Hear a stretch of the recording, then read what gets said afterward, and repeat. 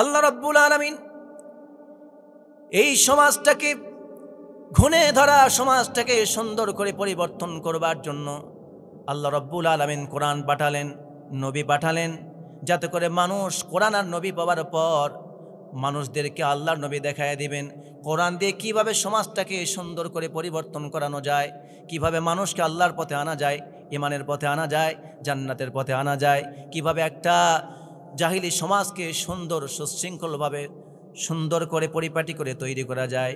আল্লাহ রব্বুল আলামিন এর বাস্তব নমুনা দেখানোর জন্য রব্বুল আলামিন কোরআন নাজিল করলেন আর পাঠালেন রসুল।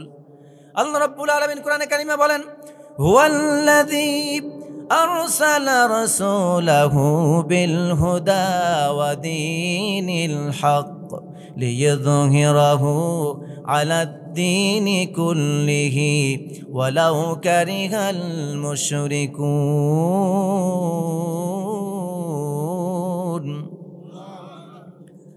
আল্লাহ রাব্বুল আলামিন তিনি তার নবীকে পাঠালেন, রসুলকে পাঠালেন দুনিয়ার বুকে।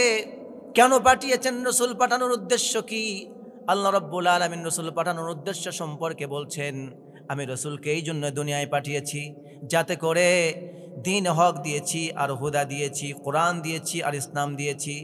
আমি রসুলকে পাঠিয়েছি এই জন্য যাতে করে পৃথিবীতে গিয়ে সমস্ত মতবাদ, সমস্ত বাতিল আদর্শের উপরে আল্লাহ রাব্বুল আলামিনের দেওয়া জীবন ব্যবস্থা ইসলামকে প্রতিষ্ঠিত করে দিতে পারে। আর এই দিন ইসলাম প্রতিষ্ঠিত করতে গেলে কাফের মুশরিকরা সহ্য করবে না, মুনাফিক বেঈমানরা সহ্য করতে পারবে না। কিন্তু ও নবী, আপনাকে আমি যে দায়িত্ব দিয়েছি আমার দিনকে বিজয় করার জন্য, কাফের মুশরিকদের অন্তরের মধ্যে যতই জ্বালা যন্ত্রণা হোক না কেন, ওরা যতই অসহ্য করুক না কেন, ওরা যতই আপনাকে হুমকি ধুমকি দেখ, ওরা আপনাকে যতই ভয় দেখাক না কেন, কারো রক্ত রাঙ্গানি, কারো রক্ত চক্ষুকে আপনি ভয় করবেন না, বরং আমি রব্বুল আলামিন আপনাকে সাহায্য করব। আমি আল্লাহ আপনার জন্য যথেষ্ট। আপনার দায়িত্ব হলো দুনিয়ার বুকে আমার ইসলামকে প্রতিষ্ঠিত করে দেওয়া। সুবহানাল্লাহ পড়ুন। নবী এসেছেন সমাজে ইসলামকে প্রতিষ্ঠিত করতে। সুখী, গরিব, দুঃখী, অভাবী, দিনমজুর, পরিশ্রমী, ঠেলাওয়ালা, কৃষক, চাকরিজীবী, ধনী, ব্যবসায়ী, মন্ত্রী যারা আছে মানুষ পৃথিবীতে, অধিকার বঞ্চিত সবার অধিকারকে প্রতিষ্ঠিত করার জন্য এসেছিলেন। ঠিক কিনা বলুন? প্রিয় ভাইয়েরা আমার, আল্লাহ তাআলা কোরআন পাঠিয়েছেন। আজকে সমাজে পরিবর্তন নাই কেন? সমাজে পরিবর্তন নাই। আল্লাহর নবী যখন মক্কায় আসলেন, মক্কায় আসার পর গোটা মক্কার জমিনে গোটা মক্কার মানুষেরা মূর্তির পূজা করত, জেনা করত, খুন করত। তাদের তিনটা পেশা ছিল নিয়মিত। এক নম্বর আল্লাহর সাথে শিরিক করত, আল্লাহর সাথে শিরিক করত, আল্লাহকে বাদ দিয়ে অন্যকে আল্লাহর সাথে ডাকত, দেবতার পূজা করত। এরপরে অন্যায়ভাবে মানুষ হত্যা করত, এমনকি নিজের জীবন্ত কন্যাকে হত্যা করে ফেলত। এরপরে জেনা ব্যভিচার করত, নারীদেরকে ভোগ্য পণ্য হিসেবে ব্যবহার করত। শুধু কি জেনা? জেনার তো একটা লিমিটেশন আছে। জেনা করি আমরা অন্যের মেয়েকে, ধর্ষণ করি অন্যের মেয়েকে। কিন্তু এমন একটি জাহেলি সমাজ ছিল যেই সমাজে বাবা মারা গেলে নিজের সন্তান সেই মাকে আবার বিয়ে করে তার সঙ্গে সংসার করত। নাউজুবিল্লাহ, আপনারা বললেন না, আসতে বললেন না। বুঝতে পারছেন সমাজটা কেমন ছিল? ওই সমাজটা যেই সমাজে সুদ ছিল, যেই সমাজে জেনা ছিল, এমন জেনা, পরনারীকে তো ব্যবহার করতই, পাশাপাশি নিজের মাকে পর্যন্ত বিবাহ করত। মানুষ তো হত্যা করতই, অন্যের ভাইকে, অন্যের বাপকে, চাচাকে হত্যা করত, প্রতিবেশীকে, পাশাপাশি নিজের জীবন্ত কন্যাকে পর্যন্ত মাটিতে জীবন্ত কন্যাকে পুঁতে রাখত। এমন একটি ঘনে ধরা সমাজ। শিরকে গুনাহ, জেনার গুনাহ, হত্যার গুনাহ, সুদের গুনাহ, এমন অন্যায় নেই যা সেখানে হতো না। এমন সমাজটাকে আল্লাহর নবী যখন মক্কায় আসলেন, সেই সমাজটাকে ভালো করবার জন্য প্রিয় নবী সাল্লাল্লাহু আলাইহি ওয়াসাল্লাম একটি সুন্দর সংগঠন তৈরি করলেন। তার নাম ছিল হালাফুল ফুজুল, বাংলায় আমরা বলি হেলফুল ফুজুল, শান্তি সংঘ। সকল যুবকদেরকে নিয়ে, এখানে যে সব যুবক ভাইরা এসেছে, যুবকেরা কান লাগিয়ে শোনো।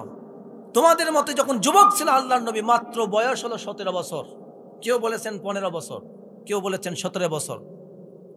20 বছরের মধ্যে এরকম একটা বয়স, আল্লাহর নবী সমাজের চিন্তা করছেন, সমাজটাকে কিভাবে ভালো করা যায়, এই সমাজ থেকে কিভাবে মদকে দূর করা যায়, এই সমাজ থেকে কিভাবে একজন নারীর অধিকার ফিরিয়ে দেওয়া যায়। আমার বোন, আমার মা, আমার স্ত্রী, আমার প্রতিবেশী নারী, তাকে জোরপূর্বক ধর্ষণ করা হচ্ছে, তাকে জোরপূর্বক ভোগ করা হচ্ছে, অথচ সে কোথাও বিচার পায় না। আবার এই সমাজের জীবন্ত কন্যাদেরকে বাবা তার চোখের সামনে হত্যা করে ফেলছে, সমাজের অন্য কেউ কিছু বলতে পারে না। যেই সমাজে বাবা মারা যাওয়ার পর পুত্র তার মাকে বিবাহ করছে, এমন সমাজটাকে কিভাবে পরিবর্তন করা যায়, সমাজের শান্তি কিভাবে আনা যায়, মানুষের হক কিভাবে প্রতিষ্ঠা করা যায়, যুবকদেরকে নিয়ে একটা সুন্দর সংগঠন তৈরি করলেন, তার নাম হালাফুল ফুজুল। আওয়াজ দিয়ে বলেন, তার নাম কি? যুবকেরা শুনতেছ? এই যে সমাজটাতে তিনি দাওয়াত দিলেন, দীর্ঘ 40 বছর আগ পর্যন্ত এই হালাফুল ফুজুল দিয়ে তৈরি করলেন। প্রায় এই হিলফুল ফুজুল দিয়ে দাওয়াত দিয়েছেন 23 বছরের মতো। কত বছর? কোরআন ছাড়া দাওয়াত দিয়েছেন কত বছর? আমি তো বলে দিয়েছি কত বছর। আমি বলার পরে আপনাদের কি কোশ্চিনের অ্যান্সার করতে কষ্ট হয়? কোশ্চিন তো আউট করে দিছি সব। তাহলে কোরআন ছাড়া নবী দাওয়াত দিলেন সমাজে কত বছর? 23 বছর দাওয়াত করলেন। তখনও তিনি আল্লাহর নবী, এই কথা এখনো প্রকাশিত হয়নি, নবুয়ত পাননি। 40 বছরের আগ পর্যন্ত তিনি দাওয়াত দিচ্ছেন। দেখলেন সমাজে কোনো পরিবর্তন নাই। সমাজে কিছুটা পরিবর্তন হয়েছে, কিন্তু আসলে কিছুই পরিবর্তন হয়নি। তাদেরকে যদ্দূর মানুষ তার উপদেশ গ্রহণ করেছে, যার ইচ্ছা সে গ্রহণ করেনি। ওই সমাজটাকে পরিবর্তন করতে তিনি চাইলেন, কিন্তু পারলেন না। এক পর্যায়ে আল্লাহর নবী ভয়রান, পেরেশান, চিন্তায় পড়ে গেলেন, কিভাবে সমাজকে পরিবর্তন করা যায়। এই অন্ধকার সমাজে তো মানুষ বাস করতে পারে না, এই সমাজ তো পশু পাখির চেয়েও নিকৃষ্ট হয়ে গেছে। নবীজি তখন হেরা গুহায় চলে গেলেন, ধ্যানমগ্ন হয়ে গেলেন, আল্লাহর কাছে চাইতে লাগলেন, সৃষ্টিকর্তার কাছে বলতে লাগলেন, আয় আল্লাহ, কিভাবে সমাজকে পরিবর্তন করতে পারি। সঙ্গে সঙ্গে আল্লাহ রাব্বুল আলামিন হেরা গুহার ভিতরে দুনিয়ার অন্ধকারকে দূর করে দিয়ে আলোর মশাল দিয়ে হযরতে জিবরাইলকে পাঠিয়ে দিলেন একখানা আয়াত দিয়ে। আল্লাহর নবীর কাছে এসে হযরতে জিবরাইল তেলাওয়াত করছেন, ইকরা বিসমি রাব্বিকাল্লাযী খালাক। পড়েন আমার সাথে, জানা আছে যাদের, ঠোঁট মিলিয়ে পড়ুন, ইকরা বিসমি রাব্বিকাল্লাযী খালাক খালাকাল ইনসানা মিন আলাক ইকরা ওয়া রাব্বুকাল আকরাম আল্লাযী আল্লামা বিল কলম আল্লামাল ইনসান মা লাম ইয়ালাম। চিৎকার দিয়ে বলুন আল্লাহু আকবার। আল্লাহ রাব্বুল আলামিনের নবীর কাছে আসলেন একজন ফেরেশতা। ঘটনা আপনাদের জানা, আমি ঘটনা বলছি না। আয়াতখানা নাজিল হয়ে গেল। নবীজি আয়াতখানা পেলেন। কোরআনে কারীম কেবলমাত্র সবেমাত্র নাজিল হলো প্রথম। তো সে একজন মহামানব, যে ব্যক্তি নিজের কথা চিন্তা না করে সবসময় মানুষের চিন্তা করে, মানুষের অধিকারের জন্য চিন্তা করে। অতএব লা ইয়াখজিকাল্লাহ, আল্লাহ রাব্বুল আলামিন আপনাকে কখনোই অপমানিত করবেন না, ধ্বংস করবেন না। অতএব আমি খাদিজা সাক্ষ্য দিচ্ছি, আপনি মরবেন না। আপনার দ্বারা আল্লাহ রাব্বুল আলামিন আরো কিছু খেদমত করে নেবেন। বলুন সুবহানাল্লাহ। নবীজিকে সান্ত্বনা বানিয়ে দিচ্ছেন মা খাদিজাতুল কুবরা রাদিয়াল্লাহু তাআলা আনহা। আল্লাহর নবী মুহাম্মদুর রাসূলুল্লাহ সাল্লাল্লাহু আলাইহি ওয়াসাল্লাম সর্বপ্রথম ঈমানের দাওয়াত মা খাদিজার কাছে পেশ করলেন। শোনার সাথে সাথে মা খাদিজাতুল কুবরা রাদিয়াল্লাহু তাআলা আনহা তিনি বলে ফেললেন, হে মুহাম্মদ, হে আল আমিন, হে সাদিক, আমি আগের থেকে বুঝেছিলাম আপনার চরিত্রে আমি মুগ্ধ ছিলাম, আপনার আচার আচরণে আমি মুগ্ধ ছিলাম, আপনার সততায় আমি মুগ্ধ ছিলাম, আপনার ভালোবাসায় আমি মুগ্ধ ছিলাম, আপনার লেনদেনে আমি মুগ্ধ ছিলাম, আপনার কথাবার্তায় আমি মুগ্ধ ছিলাম, আপনার ওঠা বসায় আমি মুগ্ধ ছিলাম। আপনার প্রত্যেকটি কাজ আমার কাছে অমায়িক লেগেছে। আমার আগের থেকেই ধারণা হয়েছিল আপনি সাধারণ কোনো মানুষ নন, আপনি আল্লাহর পাঠানো পয়গাম্বার হবেন। অতএব আপনি যখন আমার কালেমার দাওয়াত দিয়েছেন, আমি আর কারো কাছে শুনতে চাই না। আপনাকে সাক্ষী রেখে ঘোষণা করলাম, আশহাদু আল্লাহ ইলাহা ইল্লাল্লাহু ওয়া আশহাদু আন্না মুহাম্মাদান আবদুহু ওয়া রাসূলুহু। চিৎকার দিয়ে বলুন মারহাবা। কালেমা শাহাদাতে আছে খোদার জ্যোতি, ঝিনুকের বুকে লুকিয়ে থাকে যেমন মতি। কালেমা শাহাদাতে আছে খোদার জ্যোতি, ঝিনুকের বুকে লুকিয়ে থাকে যেমন মতি। এই কালেমা জপে যে ঘুমের আগে, এই কালেমা জপিয়া যে প্রভাতে জাগে, দুঃখের সংসার সুখময় হয় তার, দুঃখের সংসার সুখময় হয় তার। মুসিবত আসে না কো হয় না ক্ষতি, কালেমা শাহাদাতে আছে খোদার জ্যোতি, ঝিনুকের বুকে লুকিয়ে থাকে যেমন মতি। চিৎকার দিয়ে বলেন মারহাবা। কালেমার মধ্যে এমন শক্তি আছে, এই কালেমাকে বিপ্লবী দাওয়াত বলা হয়, লা ইলাহা ইল্লাল্লাহ। আল্লাহ ছাড়া কোনো ইলাহ নাই, কোনো মাবুদ নাই, হায়াত দাতা নাই, মউত দাতা নাই, রিজিক দাতা নাই, সম্মান দাতা নাই, ক্ষমতা দেনেওয়ালা কেউ নাই, ক্ষমতা ছিনে নেওয়ার মতো কেউ নাই। একমাত্র যিনি ক্ষমতা দেন, যিনি সম্মান দেন, যিনি ক্ষমতা ছিনিয়ে নেন, যিনি ইজ্জত দেন, যিনি ইজ্জত কেড়ে নেন, তিনি একমাত্র কে? আল্লাহ রাব্বুল আলামিন বলেন, কুলিল্লাহুম্মা মালিকাল মুলকি তুতিল মুলকা মান তাশা ওয়া তানজিউল মুলকা মিম্মান তাশা ওয়া তুইজ্জু মান তাশা ওয়া তুযিল্লু মান তাশা বিয়াদিকাল খায়র ইন্নাকা আলা কুল্লি শাইইন কাদির।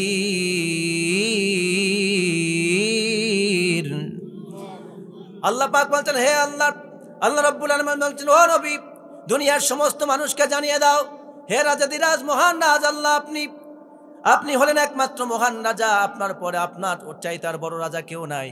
আপনি যাকে ইচ্ছা তার সম্মান দেন, যাকে ইচ্ছা তার কাছ থেকে সম্মান ছিনিয়ে নেন। আপনি যাকে ইচ্ছা তাকে ক্ষমতা দেন, যাকে ইচ্ছা তার কাছ থেকে ক্ষমতা ছিনিয়ে নেন। আপনি যাকে ইচ্ছা যা খুশি তাই আপনি করতে পারেন। আপনি যদি কাউকে হেদায়েত দিতে চান তাহলে আর কেউ তারে গোমরা বানাইতে পারে না। আর আপনি যদি কাউরে গোমরা বানায় দেন, পথভ্রষ্ট বানায় দেন, তাহলে কেউ আর কেউ আর তারে পথ দেখাইতে পারে না। অতএব সমস্ত অকল্যাণ যা কিছু আছে সব কিছুর চাবি একমাত্র কার হাতের মুঠার মধ্যে আছে? আল্লাহর হাতের মুঠার মধ্যে আছে। হযরতে বিবি খাদিজা, মা খাদিজাতুল কুবরা রাদিয়াল্লাহু তাআলা আনহা, তার অন্তরের মধ্যে ঈমানের দৌলত ছিল, বড় বিবেক ছিল, অন্তরটা পরিষ্কার ছিল, অন্তরটা নরম ছিল, ঈমান বোঝার চেষ্টা করেছে, সত্য বোঝার চেষ্টা করেছিল। সঙ্গে সঙ্গে যখন নবীজি দাওয়াত দিয়েছেন, আর সাথে সাথে তার ঈমানের চম্বকটা নবীর চম্বকের সাথে মিলে গিয়েছে, সঙ্গে সঙ্গে কালেমা গ্রহণ করে সর্বপ্রথম ঈমান এনে ইসলামকে ধন্য করেছে আমাদের মা খাদিজাতুল কুবরা রাদিয়াল্লাহু তাআলা আনহা। চিৎকার দিয়ে বলুন মারহাবা। মা খাদিজাতুল কুবরা রাদিয়াল্লাহু তাআলা ইসলাম আনলেন, তার সমস্ত সম্পদ ইসলামের জন্য তার স্বামীর পায়ের নিচে দান করে দিলেন। সুবহানাল্লাহ বললেন। মা খাদিজাতুল কুবরা তার মক্কার মধ্যে সবচেয়ে বড় ধনী ব্যবসায়ী ছিলেন। মক্কার কাফেররা, আবু জেহেল, আবু লাহাব, উতবা, শাইবা, যত কাফেররা ছিল, আরো যত আবু সুফিয়ান যারা কাফের ছিল, তারা বলছিল খাদিজাতুল কুবরার মতো একটা বিশ্ব সুন্দরী মেয়ে, এত ধনাঢ্য একজন মহিলা এই আব্দুল্লাহর ছেলে মোহাম্মদকে বিয়ে করল। আর এই খাদিজা যদি চাইতো, কত ধনাঢ্য পরিবারের একটা প্রিন্সকে সে স্বামী হিসাবে গ্রহণ করতে পারত। সে একজন গরিব ছেলেকে গ্রহণ করলো, এতিম ছেলেকে সে স্বামী হিসাবে গ্রহণ করেছে। সঙ্গে সঙ্গে খাদিজাতুল কুবরা আরবের সমস্ত ধনাঢ্য ব্যবসায়ীদেরকে, ধনী লোকগুলিকে দাওয়াত করলেন। দাওয়াত করার পর খাইতে দিলেন। খাইতে দেওয়ার পর খাওয়া দাওয়া শেষ। এবার তিনি বলছেন, শোনো, তোমরা যারা ইতিপূর্বে আমার হুজুর, আমার প্রাণপ্রিয় স্বামী মুহাম্মদুর রাসূলুল্লাহ সাল্লাল্লাহু আলাইহি ওয়াসাল্লাম, তোমরা যারা তাকে এতিম বলেছো, অসহায় বলেছো, গরিব বলেছো, আজ থেকে শুনে রাখো, আমি খাদিজার আমার ব্যবসা বাণিজ্য যা কিছু আছে আপ টু বটম আমি সব আমার স্বামীর কদম মোবারকে দান করে দিলাম। আজ থেকে আমি খাদিজা ফকির আর আমার স্বামী হলো ধনী। আর আজ তো বলেন বউরা শুনে ফেলবে। ওখান থেকে বউরা এখন বলবে, আমার মা বোনেরা বলবে যে দারুণ একটা ওয়াজ করলো, আমাদের স্বামীদের তো মন খারাপ, কারণ আমরা যে বাপের বাড়ি থেকে যেগুলো আনছি, যেগুলা দিছি, এরা জোরে সুবহানাল্লাহ বললে হুজুর খুশি হবে, এই জন্য এরা চুপ করে আছে। ওরা কিন্তু জোরে জোরে মনে ঠিকই সুবহানাল্লাহ কয়ে ফেলছে। আমাদের জাতি খাদিজা আমাদের স্বজাতি মা খাদিজা আমাদের উত্তরসূরি, আমাদের মডেল, সে তার স্বামীর জন্য সব কিছু কুরবান করে দিয়েছে। সুবহানাল্লাহ পড়ুন। আজকের মায়েরা যদি, আমার স্বামীরা যখন ঘর বাইরে থেকে বাইরের কাজ থেকে বাড়ি ফেরে, দিনের কাজ করে বাড়ি ফেরে, নামাজ থেকে বাড়ি ফেরে, ইসলামী আন্দোলন থেকে বাড়ি ফেরে, তাদেরকে যদি এইভাবে মা খাদিজার মতো যদি বলে সান্ত্বনা বাণী দিতে পারত, আর মা খাদিজার যদি চরিত্র আদর্শ গ্রহণ করতে পারত, তাহলে প্রত্যেকটি ঘর জান্নাতের বাগানে পরিণত হয়ে যেত। ঠিক কিনা বলুন? কিন্তু আজকে অনেক মায়েরা আছে, স্বামীকে যদি কিছু দেয় তাহলে ওইটা 14 বার খোটা দেয়, বলে আমার স্বামী দিছে বলেই তুমি এইটা গাড়ি পাইছো, আমার বাপ যদি টাকা না দিত ওই জমিটা তোমার হইতো না, আমার বাপ দিছে বলেই আজকে তোমার বাড়িতে ফ্রিজটা আছে। মানে এইরকম করে একটার পরে একটা খোটা দিতে দিতে স্বামীর একদম পরনে যা আছে জাঙ্গা পর্যন্ত সব ঠেকায় ফেলে। আছে না না এরকমের? স্বামী বেচারা অতিষ্ঠ হয়ে যায়। কিন্তু যারা দিয়েছেন, যদি স্বামী চেয়ে নেয়, যদি কোনো যুবক চেয়ে নিয়ে থাকে, দাবি করে নিয়ে থাকে, তাহলে অবশ্যই সে হারাম কাজ করেছে। এটা কখনোই হালাল নয়, এটা হারাম, হারাম 100 বার হারাম। কিন্তু শ্বশুর যদি খুশি হয়ে দিয়ে থাকে, শাশুড়ি যদি খুশি হয়ে দিয়ে থাকে, বউ যদি খুশি হয়ে দিয়ে থাকে, এটার তুলনা দেওয়া মানে আপনি খোটা দানকারী, আপনার জন্য জান্নাত হারাম। নাউজুবিল্লাহ বলবেন না? আমার প্রিয় ভাইয়েরা, যেই কথা আপনাদেরকে বলতে চাই, মেয়েরা বিশেষ করে 2টা কারণে জাহান্নামে যাবে। জোরে বলেন কয়টা? 2টা কারণে জাহান্নামে যাবে। একটা হলো স্বামীর অবাধ্য হওয়া, আর একটা হলো স্বামীর নাশুকরিয়া আদায় করা। স্বামী যা দিচ্ছে তাতে সে খুশি না, স্বামী যা পেয়েছে, স্বামী যতটুকু পারফেক্ট, এতে সে পরিপূর্ণ নয়, সন্তুষ্ট নয়, স্বামীর প্রতি অশুকরিয়া আদায় করে আর স্বামীর অবাধ্য চলে। এমন নারী আল্লাহর জান্নাতে, যেই নারী শরীরের মধ্যে উল্কা আঁকে, আছে না? না এমন দেহের মধ্যে উল্কা আঁকে এমন নারী আছে না? চোখে ভ্রু ফ্লাক করে, আছে না এরকম? ভ্রু ফ্লাক করে, হাতের মধ্যে ট্যাটু আঁকে, গালের মধ্যে আঁকে, বগলের মধ্যে আঁকে, আরো কোথায় কোথায় যেন আঁকে। এখন তো অনেক নারী আছে এমনও মাঝে মধ্যে দেখা যায় গোটা দেহ কাপড় নাই, শুধু উল্কা দিয়ে আঁকা, ট্যাটু দিয়ে আঁকা। নাউজুবিল্লাহ বলেন। আল্লাহর নবী বলেছেন, যেই নারী তার দাঁত সোজালো করে, যেই নারী মাথার চুল লাগায় নতুন করে, যে চুল আল্লাহ দিয়েছেন এটা বাদ দিয়ে নতুন করে চুল লাগায়, যেই নারী হাতে ট্যাটু আঁকে বা শরীরে ট্যাটু আঁকে, যেই নারী ভ্রু ফ্লাক করে সৌন্দর্য বৃদ্ধির জন্য, আল্লাহর নবী বলেছেন এরা তো জান্নাতে যাবেই না। জান্নাতে যাওয়ার 500 বছরের দূরত্ব থেকে যে জান্নাতের সুঘ্রাণ পাওয়া যাবে, এই সুঘ্রাণও তারা নাকের মধ্যে পাবে না, অর্থাৎ তারা জাহান্নামী। বলুন না আউযুবিল্লাহ। আমাদের সমাজে অনেক নারী আছে রাস্তায় চলতে জানে না, আছে না? নারীদের রাস্তার চলার সুন্নাহ কি বলতে পারেন কেউ? পর্দা। পর্দা তো ফরজ বিধান। রাস্তায় চলার পদ্ধতি কি? পর্দা তো বাড়ি থেকে বের হলেই পর্দা করবে। রাস্তায় চলার নারীদের সুন্নাহ পদ্ধতি হচ্ছে, রাস্তার এক পাশ দিয়ে চলবে, দেয়াল ঘেঁষে চলবে, দেয়াল ঘেঁষে চলবে, অর্থাৎ রাস্তার এমন এক পাশ দিয়ে চলবে ওদের পাশ দিয়ে আর কেউ যেতে পারবে না। কিন্তু আজকের বর্তমানে দেখা যায় 2, 4, 3, 4, 5 জন 7 জন নারী, যুবক যুবতী একসাথ হয়ে হাতে হাত ধরে গলায় হাত লাগিয়ে গল্প করছে, রাস্তার মাঝখান দিয়ে চলতেছে। মেয়েরা মাস্তান, ছেলেরা ছেলেরা সাবধান। আছে না এমন? আমি অনুরোধ করছি, রাস্তার মাঝখান দিয়ে হাঁটবেন না। এটা হচ্ছে শয়তানের চলন। কার চলন? শয়তান আপনাকে রশি হিসেবে ব্যবহার করছে। আল্লাহর নবী মুহাম্মদুর রাসূলুল্লাহ সাল্লাল্লাহু আলাইহি ওয়াসাল্লাম তিনি বলেছেন, কোন নারী যদি কয়েকটা কাজ করতে পারে, আল্লাহর নবী বলেছেন তার জান্নাত হয়ে যাবে। আল্লাহর নবী সাল্লাল্লাহু আলাইহি ওয়াসাল্লাম বলেছেন, আল মারআতু ইযা সাল্লাত খামসাহা ওয়া সামাত শাহরাহা ওয়া আহসানাত ফারজাহা ওয়া আতাআত বা'লাহা ফালতাদখুলু মিন আইয়ি আবওয়াবিল জান্নাতি শাআত। মিশকাতুল মাসাবি। নবী করিম সাল্লাল্লাহু আলাইহি ওয়াসাল্লাম বলেছেন, কোন মহিলা যদি কয়েকটা কাজ এক মুহূর্তে করতে পারে, আল্লাহর নবী বলেছেন তাহলে তার জান্নাত অবধারিত। 1 নম্বর, 5 ওয়াক্ত নামাজ সুন্দরভাবে আদায় করবে। আল মারআতু ইযা সাল্লাত খামসাহা, 5 ওয়াক্ত নামাজ আদায় করবে। ওয়া সামাত শাহরাহা, রমজান মাসের ফরজ রোজাগুলি সুন্দর করে আদায় করবে। ওয়া আহসানাত ফারজাহা, লজ্জাস্থানের হেফাজত করবে।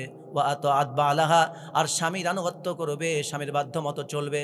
আল্লাহর নবী বলেছেন তাহলে জান্নাতের 8টি দরজার যে কোনো দরজা দিয়ে আল্লাহর জান্নাতে প্রবেশ করতে পারবে। বলুন সুবহানাল্লাহ।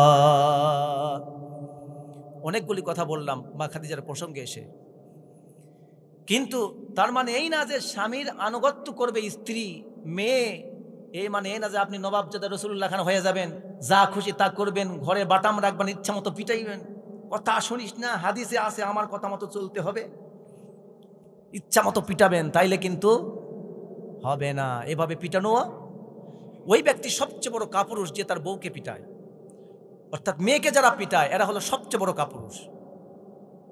আপনি বউকে মারবেন কেন? তার জন্য আল্লাহ তাআলা ব্যবস্থা দিয়েছে, কয়েকটা স্টেপ দিয়েছে। বউয়ের সাথে বনিবনা হয় না, প্রথমে তার সাথে আগে ওয়াজ নসিহত করুন, তারপরে বনিবনা হয় না আরো সুন্দর করে বোঝান, তারপরে বনিবনা হয় না ঘরটা আলাদা করুন, তার বিছানা আলাদা করে দেন, তারপরে বনিবনা হয় না তার পরিবারের লোকজনকে ডাকুন, তারপরে বনিবনা হয় না এবার ফাইনাল সিদ্ধান্তে আসুন, দেখেন এমনি ঠিক হয়ে যাবে। কিন্তু আগে এগুলি না করে আগেই কি হালা পান্টি খোঁজে, আছে না এমন পুরুষ? এগুলো হলো কাপুরুষ, এগুলা কি বউ পুটানে পুরুষ, এগুলা করা যাবে না। আমার প্রিয় ভাইয়েরা, মা বোনরা হচ্ছে আমাদের কাছে সবচেয়ে সম্মানের বস্তু।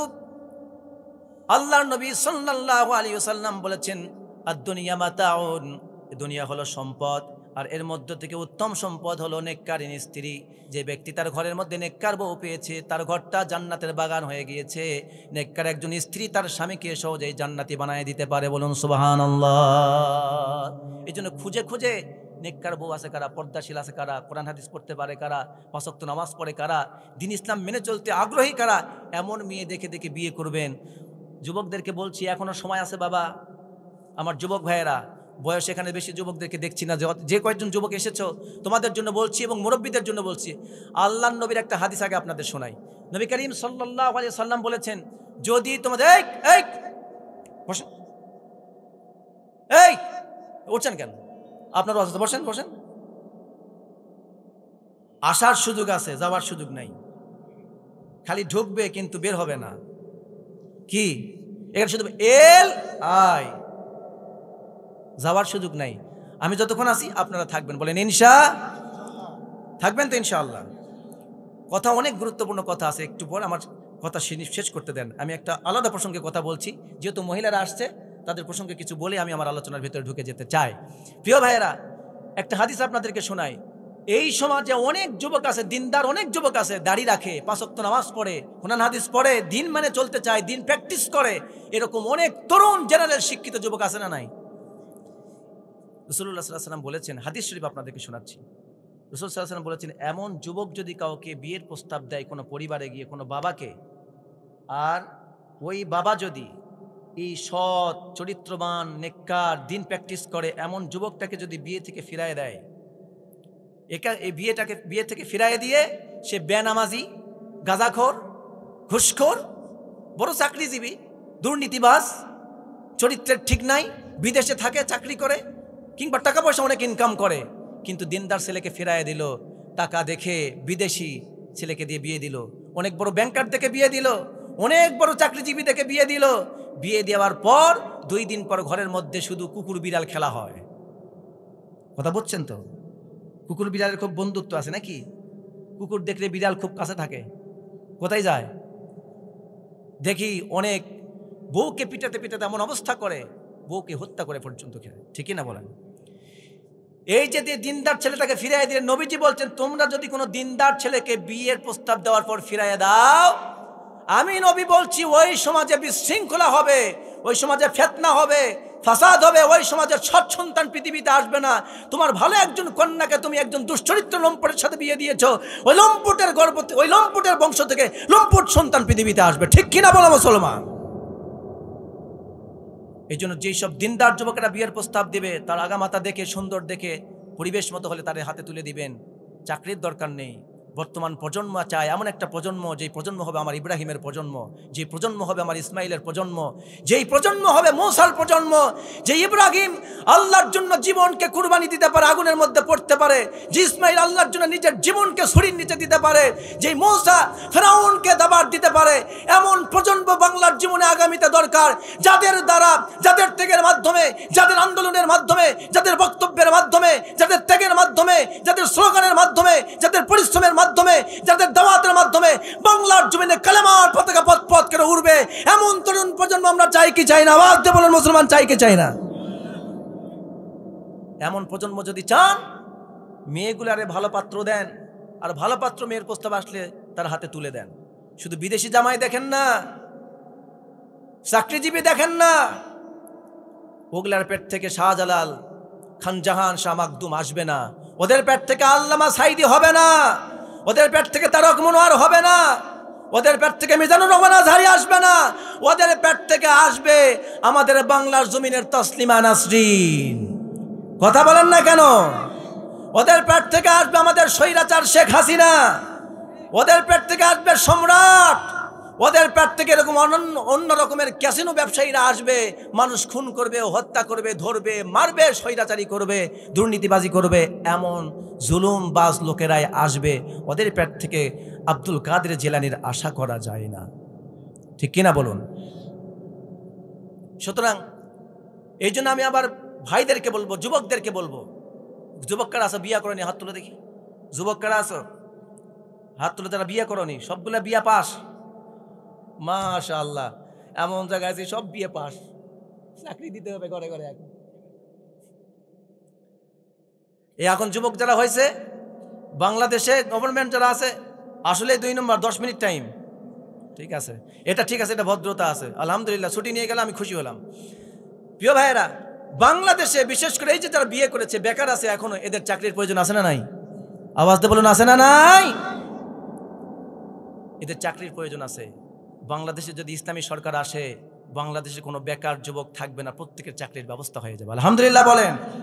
যত দুর্নীতিবাজ, সাদাবাজ, টেন্ডারবাজরা বিভিন্ন জায়গা দখল করে আছে, কল কারখানা, ফ্যাক্টরি যত বন্ধ হয়ে আছে, যত প্রজেক্ট বন্ধ হয়ে আছে, বাংলার জমিন ইনশাল্লাহ সোনার বাংলায় পরিণত হয়ে যাবে। চাই কি চাই না?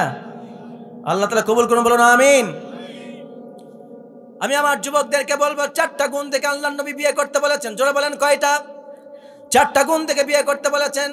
1 নম্বর, তুমি যখন বিয়ে করবা, তুনকাহুল মারাত, যখন কোনো মেয়েকে বিবাহ করবা, সর্বপ্রথম তুমি দেখবা তার সৌন্দর্য কেমন, ওলি জামালিহা ওলি নাসাবিহা, তার বংশ কেমন, ওলি মালিহা, তার সম্পদ কেমন, আর ওলি দীনিহা, সর্বশেষ দেখবা তার দিন কেমন। তুমি যদি তার মধ্যে দেখতে পাও সম্পদ আছে, সৌন্দর্য আছে, তার মধ্যে বংশ আভিজাত্য সব কিছুই আছে, কিন্তু দিন নাই, তাহলে তুমি তারে বিয়ে করো না।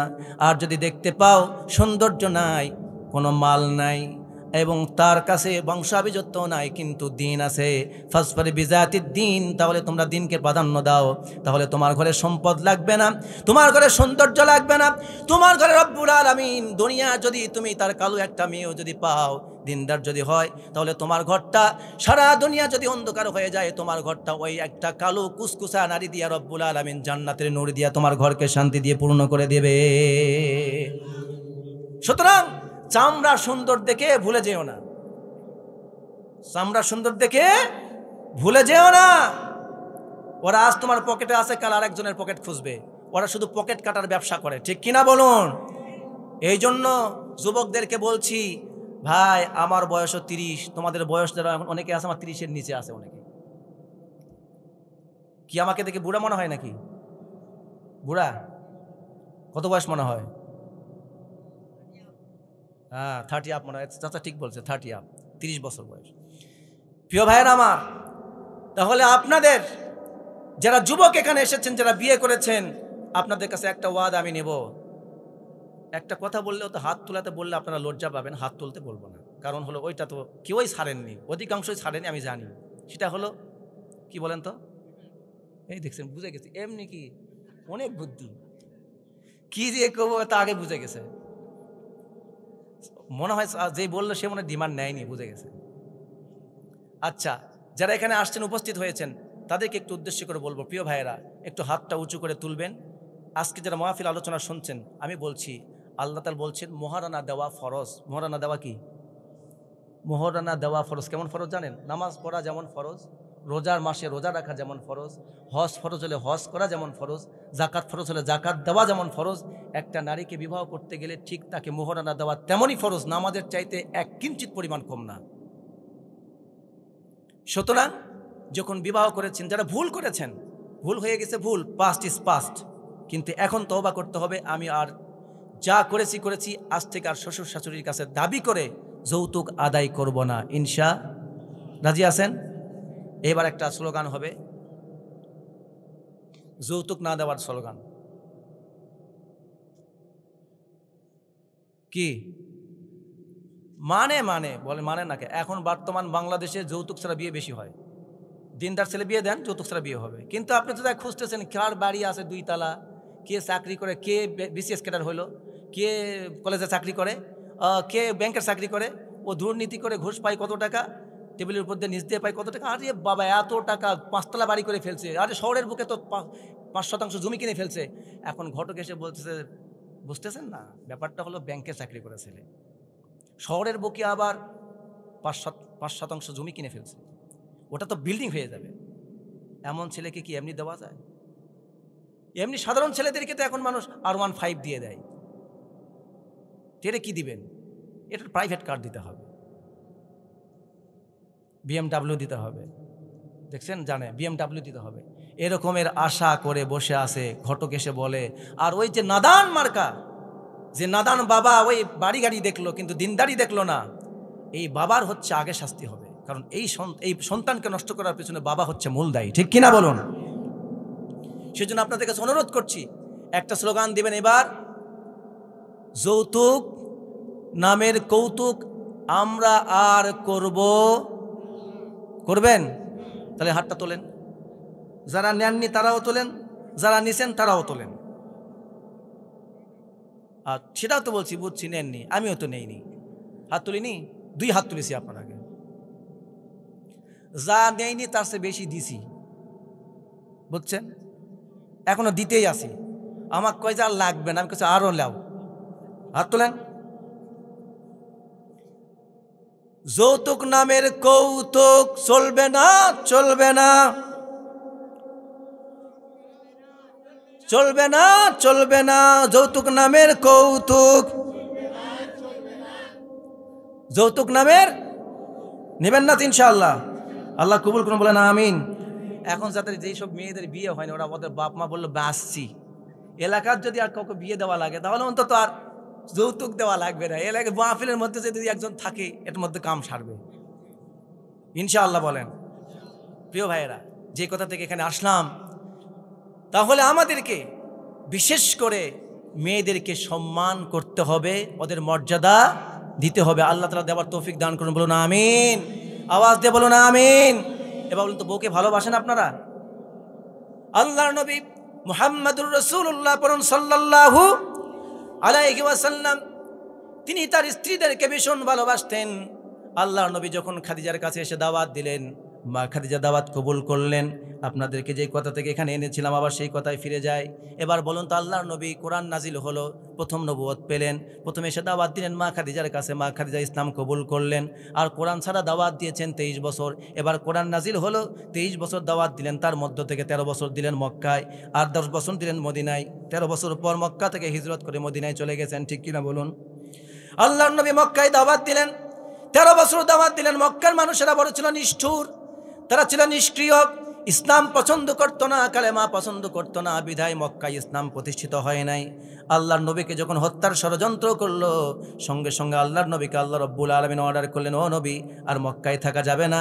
মক্কায় আপনি ভেবেছিলেন মানুষেরা আপনার দাওয়াত কবুল করবে, আপনার আত্মীয় স্বজন আছে, আপনার পাড়া প্রতিবেশী আছে, আপনার বন্ধু বান্ধব অনেকেই আছে, আপনি ভেবেছিলেন এই মক্কার মানুষেরা আপনাকে চেনে জানে। দীর্ঘ 40টা বছর আপনি যাদের মাঝে সময় কাটিয়েছেন, এরপর নবুয়ত পাওয়ার পর 13টা বছর সময় কাটান কাটালেন মোট 53 বছর। আপনি ভেবেছিলেন এই মক্কার মানুষেরা সবাই আমারে চিনে, ছোট থেকে আমাকে আলা আমিন বলেছে, আমাকে সাদিক বলেছে, আমাকে বড় সৎ ন্যায়পরায়ণ বলেছে, আমি দাওয়াত দিলে কেউ আমার মুখের কথা ফেলবে না। ও নবী, আপনি দাওয়াত দিলেন দীর্ঘ 13 বছর, 48 বছর তাদের মাঝে কাটালেন, তবুও তারা আপনাকে চিনতে পারলো না। এই মক্কার মানুষেরা সত্য চিনতে বড় বিবেক হারা হয়ে গিয়েছে। অতএব এই মক্কার মধ্যে আপনি থাকতে পারবেন না। মক্কার কাফের মুশরিকরা আপনাকে হত্যা করার, আপনাকে বন্দী করার, আপনাকে দেশ থেকে বের করে দেওয়ার ষড়যন্ত্র করে ফেলেছে। ও নবী, আজকের রাতে আপনাকে হত্যা করে ফেলবে। মক্কায় থাকবেন না, এক্ষুনি উঠুন, ঘুম থেকে উঠুন, জেগে উঠুন, আর মদিনার দিকে হিজরত করে চলে যান। আল্লাহর নবী হিজরত করে মক্কা থেকে মদিনার দিকে রওনা হয়ে গেলেন। আমি ঘটনা বলার উদ্দেশ্য না, আপনারা জানেন আল্লাহর নবী যখন ঘরের মধ্যে শুয়েছিলেন, চতুর্দিকে কাফের মুশরিকেরা জোটবদ্ধ হয়ে যৌথ বাহিনী গঠন করে আল্লাহর নবীর ঘরের চতুর্দিক থেকে ঘিরে ফেলেছিল তরবারি দিয়ে। আল্লাহর নবীকে যে যেখানেই পাবে সেখানেই হত্যা করে ফেলবে। কিন্তু রব্বুল আলামিনের পরিকল্পনা ছিল বড় কঠিন। আল্লাহ রব্বুল আলামিন বড় মক্করকারী, আল্লাহ রব্বুল আলামিন বড় কৌশলকারী। আল্লাহ যখন কোনো সিদ্ধান্ত নেন, তার সিদ্ধান্তকে কেউ নষ্ট করতে পারে না, ভঙ্গ করতে পারে না, বরং সবার সিদ্ধান্তকে রব্বুল আলামিন এক নিমিষের মধ্যেই পরাজিত করতে পারেন। এই শক্তি আছে না নাই? আল্লাহ রব্বুল আলামিন তার নবীকে জানিয়ে দিলেন, নবী, চতুর্দিকে কাফেররা আপনাকে ঘিরে ফেলেছে, হাতের মধ্যে খোলা তরবারি। আবু জেহেল, আবু লাহাব, উতবা, শাইবা, ওয়ালিদ ইবনে মুগীরা, আবু সুফিয়ান সবাই জোটবদ্ধ হয়েছে। সবার গোত্র থেকে সকলেই সন্ত্রাসীদেরকে ভাড়া করেছে, সকলের কর্মীদেরকে ভাড়া করে 14 দল এক জায়গায় হয়ে ওরা সবাই একজোট হয়ে তোমাকে হত্যা করার জন্য পরিকল্পনা করেছে। ও নবী, আর ঘরের মধ্যে থাকা যাবে না, এখনই উঠে পড়ুন। আল্লাহর নবী বললেন, ও আল্লাহ, চতুর্দিকে যখন ঘিরেই ফেলেছে আমি আর কেমনে থাকবো? আমি উঠে চলে যেতে চাই, কিন্তু সবাই তো চতুর্দিকে ঘিরে ফেলেছে, সামনে দিয়ে কেমনে যেতে পারবো? আল্লাহ রাব্বুল আলামিন বললেন, নবী, ভয় পাওয়ার কোনো কারণ নাই, টেনশন করার কোনো কারণ নাই। আমি রব্বুল আলামিন তোমার পয়গম্বর করে পাঠিয়েছি, নবী করে পাঠিয়েছি, আপনাকে হেফাজত করার দায়িত্ব আমি রব্বুল আলামিনের। চিৎকার! ও নবী, আপনি আপনার ঘরের মেঝে থেকে এক মুষ্টি বালু আপনি হাতের মধ্যে নিন, শাহাওয়াতুল ওযু পাঠ করুন, আর এখানে একটা ফু দিয়ে দেন। এবার বালুটাকে আকাশের দিকে ছেড়ে দেন। আল্লাহর নবী সাল্লাল্লাহু আলাইহি ওয়াসাল্লাম এক মুষ্টি হাতের মধ্যে বালু নিলেন, শাহাওয়াতুল ওযু পড়লেন, এরপর দম করে ছেড়ে দিলেন, আর সঙ্গে সঙ্গে বালুটা আকাশের দিকে ছুঁড়ে মারলেন। আল্লাহ রাব্বুল আলামিন তার কুদরতি কারিশমা দিয়ে প্রত্যেকটি কাফের সন্ত্রাসীদের চোখের মধ্যে বালুগুলো ছটাইয়া দিলেন। সঙ্গে সঙ্গে কাফের মুশরিকরা চোখ ঘুষতে লাগলো তরবারি ফেলে দিয়ে, আর আল্লাহর নবী তাদের ফাঁক দিয়ে বেরিয়ে গেলেন। বলুন তো, সকল ষড়যন্ত্র থেকে, কঠিন মৃত্যুর হাত থেকে যিনি বাঁচালেন তিনকে, এখনো সে আল্লাহ আমাদেরকে বাঁচাতে পারেন কি পারেন না? এখনো আপনাকে আমাকে কোরআনের যারা দাওয়াত দেয়, এখনো তাদের বিরুদ্ধে ষড়যন্ত্র আছে। যারা কোরআনের দাওয়াত দিবে, আপনি মনে রাখবেন, তাদের বিরুদ্ধে সবসময় 3টা ষড়যন্ত্র হবে। জোরে বলুন, কয়টা? 3টা ষড়যন্ত্র হবে। আল্লাহ রাব্বুল আলামিন কোরআনে কারিমে জানিয়ে দিয়েছেন, ওয়া ইয ইয়ামকুরু বিকাল্লাযীনা কাফারু লিয়াসবিতুকা আও ইয়াকতুলুকা আও ইখরিজুকা ওয়া ইয়ামকুরুনা ওয়া ইয়ামকুরুল্লাহ ওয়াল্লাহু খায়রুল মাকিরিন। মক্কা ছাড়িয়া দিনের নবী মদিনাতে যায়, জন্মভূমির মায়ায় নবী ফিরে ফিরে চায়। মক্কা ছেড়ে দিনের নবী মদিনাতে যায়, জন্মভূমির মায়ায় নবী ফিরে ফিরে চায়। রাত্রির সে অন্ধকারে কাফেরেরা চিন্তা করে, রাত্রির সে অন্ধকারে কাফেরেরা চিন্তা করে, কিভাবে ওই দিনের নবীকে কতল করা যায়, কিভাবে সেই দিনের নবীকে কতল করা যায়। মক্কা ছেড়ে দিনের নবী মদিনাতে যায়, জন্মভূমির মায়ায় নবী ফিরে ফিরে চায়। আল্লাহর নবী বের হলেন ঘর থেকে, কাফের মুশরিকদের চোখকে ফাঁকি দিয়ে বের হলেন। আল্লাহ রাব্বুল আলামিন সমস্ত কাফের মুশরিকদের চোখগুলিকে ছানি লাগায় দিয়েছেন, চোখের মধ্যে কেউ টের পেল না। আল্লাহর নবী হিজরত করে মদিনায় চলে গেলেন। এবার আমি আপনাদেরকে বলতে চাই, মদিনায় গিয়ে আল্লাহর নবী জীবিত ছিলেন কয় বছর? 10 বছর। কত বছর? 10 বছর জীবিত ছিলেন মদিনায় গিয়ে। তাহলে মক্কায় ছিলেন 13 বছর, আর মদিনায় 10 বছর। এবার বলুন, নবুয়ত পাওয়ার আগে হিলফুল ফুজুল নামক সংগঠন দিয়ে দাওয়াত দিয়েছিলেন কত বছর? বলেছি কিন্তু কয়েকবার, জবাব দিতে হবে, শুধু শুনলে হবে না, মুখস্থ রাখা লাগবে। হ্যাঁ, অলস ছাত্র হওয়া যাবে না। কোরআন ছাড়া দাওয়াত দিয়েছেন কত বছর? 23 বছর। এবার হিজরত করে মদিনায় চলে গেলেন। মক্কায় 13 বছর, মদিনায় 10 বছর। মদিনায় 10 বছরের মধ্যে মদ বাতিল হয়ে গেল, জেনা বন্ধ হয়ে গেল, নিশা বন্ধ হয়ে গেল, নামাজ প্রতিষ্ঠিত হয়ে গেল, পর্দা বিধান চালু হয়ে গেল, জাকাত চালু হয়ে গেল, হজ চালু হয়ে গেল। প্রত্যেকটি ইসলামের শান্তিপূর্ণ বিধান মদিনায় 10 বছরের মধ্যে কায়েম করলেন। কারণ মদিনার মানুষেরা ইসলাম চেয়েছিল, ইসলামের জন্য অপেক্ষামান ছিল, তাদের দিল ছিল খোলা, যার কারণে তারা ইসলাম পেয়ে মদিনায় ইসলামী রাষ্ট্র কায়েম করেছিলেন। জোরে বলুন মারহাবা। যেই ছোট্ট মেসেজটা আপনাকে দিতে চাই, আল্লাহর নবী মক্কায় দীর্ঘ 23 বছর কোরআন ছাড়া দাওয়াত দিয়েছেন। শিরিক বন্ধ করতে পারেন নাই, জেনা বন্ধ করতে পারেন নাই, মদ বন্ধ করতে পারেন নাই, অন্যায়ভাবে হত্যা বন্ধ করতে পারেন নাই, সুদী কারবারি বন্ধ করতে পারেন নাই। কিন্তু আল্লাহর নবী যখন কোরআন দিয়ে দাওয়াত দেওয়া শুরু করলেন, যে মক্কার ওমর মানুষ দেখে যাকে ভয় করত, যে মক্কায় ওমর রাদিয়াল্লাহু তাআলা আনহুকে দেখে অনেক ছোট্ট বাচ্চা পর্যন্ত কান্না বন্ধ করে দিত। এটা আমি উদাহরণ দিয়ে আপনাদেরকে বোঝাচ্ছি, এমনি বলছি তার সাহসিকতা, তার বীরত্ব বোঝানোর জন্য। এমন সাহসী মানুষ, যেই ব্যক্তি আল্লাহর নবীকে হাতের মধ্যে খোলা তরবারি নিয়ে মাত্র কিছু টাকা পয়সার আশায় লোভে, একটা কিছু ঘোড়ার লোভে, উটের লোভে, আর কিছু স্বর্ণ মুদ্রার লোভে আল্লাহর নবীর কল্লা কাটতে গিয়েছিল, এমন দুঃসাহসী মানুষ কি মক্কায় দ্বিতীয় আর কেউ ছিল নাকি? কেউ সাহস করে নাই। কিন্তু ওমর ফারুক, আবু জেহেল ঘোষণা দিয়ে দিল, নবীর গর্দান জেনে দিতে পারবে তাকে পুরস্কৃত করা হবে, যা চাইবে তাই দেওয়া হবে। ওমর রাদিয়াল্লাহু তাআলা আনহু ইসলাম কবুল করার আগে আল্লাহর নবীর কল্লা কাটতে চলে গিয়েছিলেন। এমন দুঃসাহসী মানুষ ছিলেন, যে মানুষটাকে দেখে সবাই ভয় পেয়ে যেত। এমন মক্কায় যারা ইসলামকে সহ্য করতে পারত না, আল্লাহর নবী সাল্লাল্লাহু আলাইহি ওয়াসাল্লাম মক্কায় যখন দাওয়াত দিলেন কোরআন দিয়ে, দীর্ঘ 23 বছর দাওয়াত দিয়েছেন, জেনা বন্ধ হয় নাই।